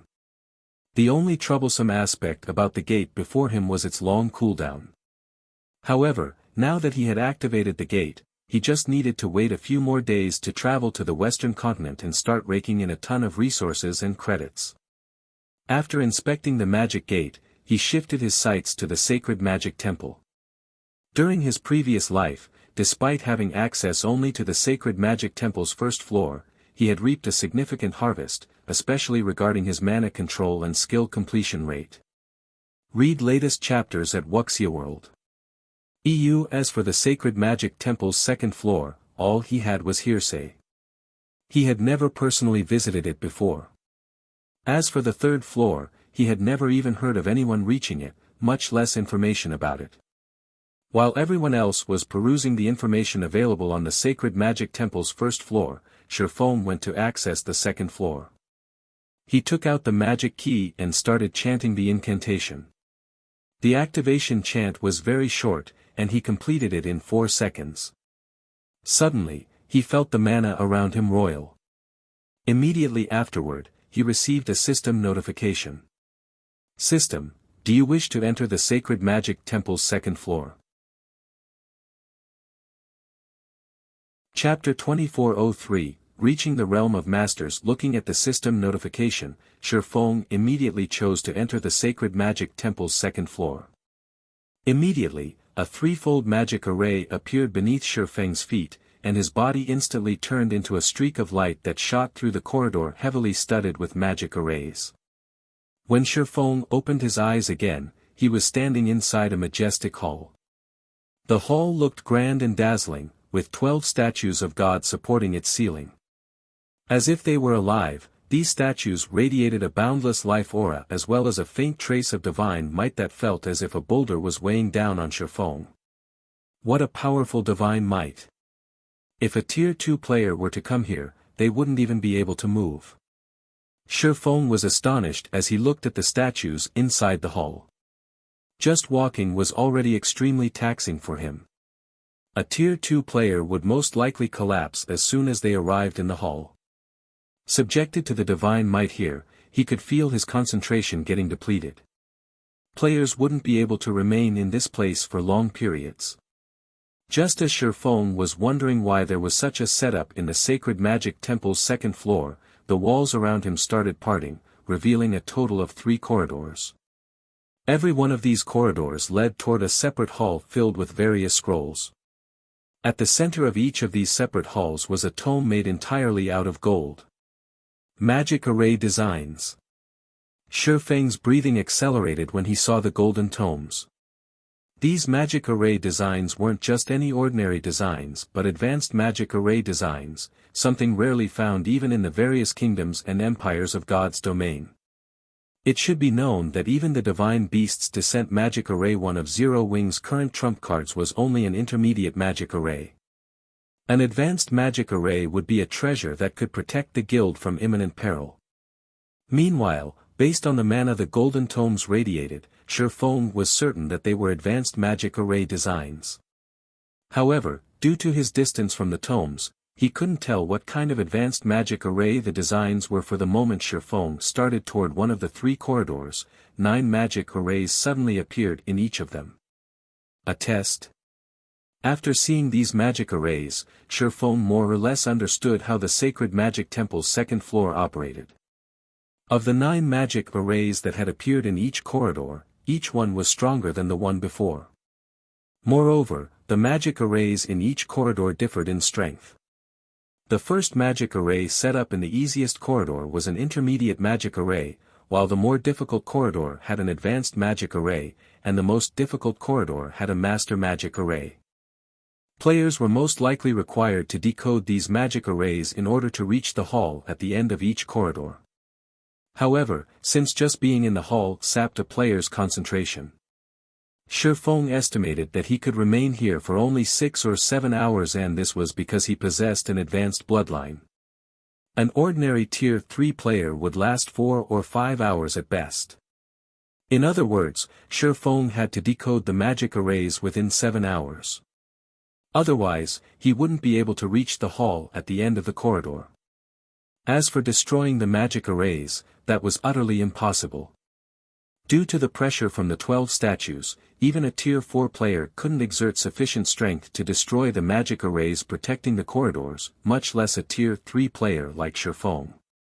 Only Tier 5 players would be capable of such a feat. However, it would still be a long time before Tier 5 players started appearing in the game. Shifeng couldn't rely on external tools either. The moment he entered the hall, only his epic spatial bag remained usable. The system had locked everything else. My time is limited, so I have no choice but to take the simplest path.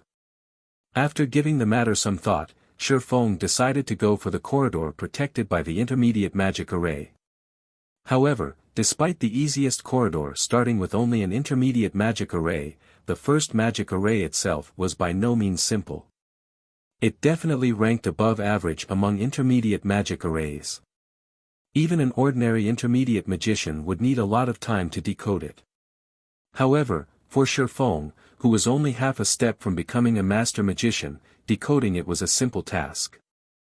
In the end, he spent only 2 minutes on the second magic array. Was at least 20% more complex than the first. Shifeng spent 3 minutes on it. The third magic array was similarly an intermediate magic array, but it ranked at the top among intermediate magic arrays. Shifeng required nearly 5 minutes to decode it. Upon reaching the fourth magic array, he could not help but frown. The fourth is already an advanced magic array. Shifeng was startled as he studied the advanced magic array. Although the advanced magic array before him was a very simple one, even the simplest of advanced magic arrays was a lot more complex than the strongest intermediate magic array.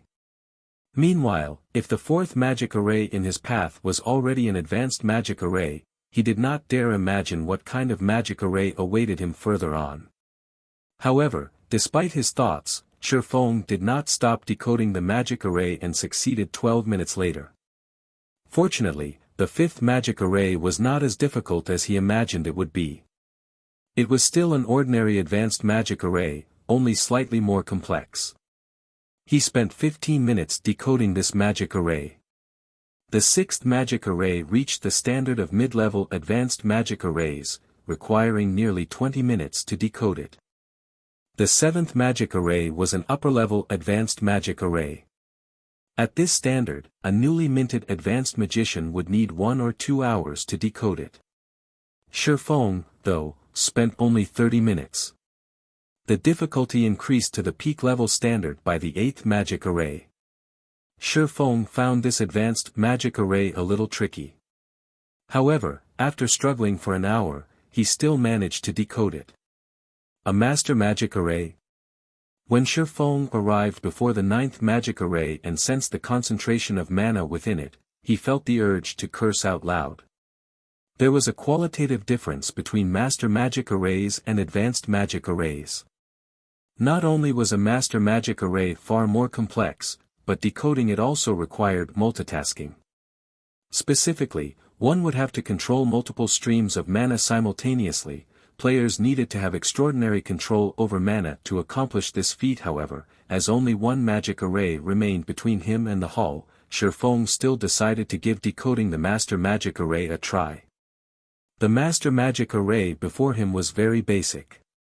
Hence, it was not entirely impossible for a half-step master magician like Shifeng to challenge it. He merely needed to control 3 separate flows of mana simultaneously. The difficult part was that he had to control each mana flow at a different speed in order to decode the magic array's 3 sections simultaneously. If he failed to do so, then the decoding process would miscarry.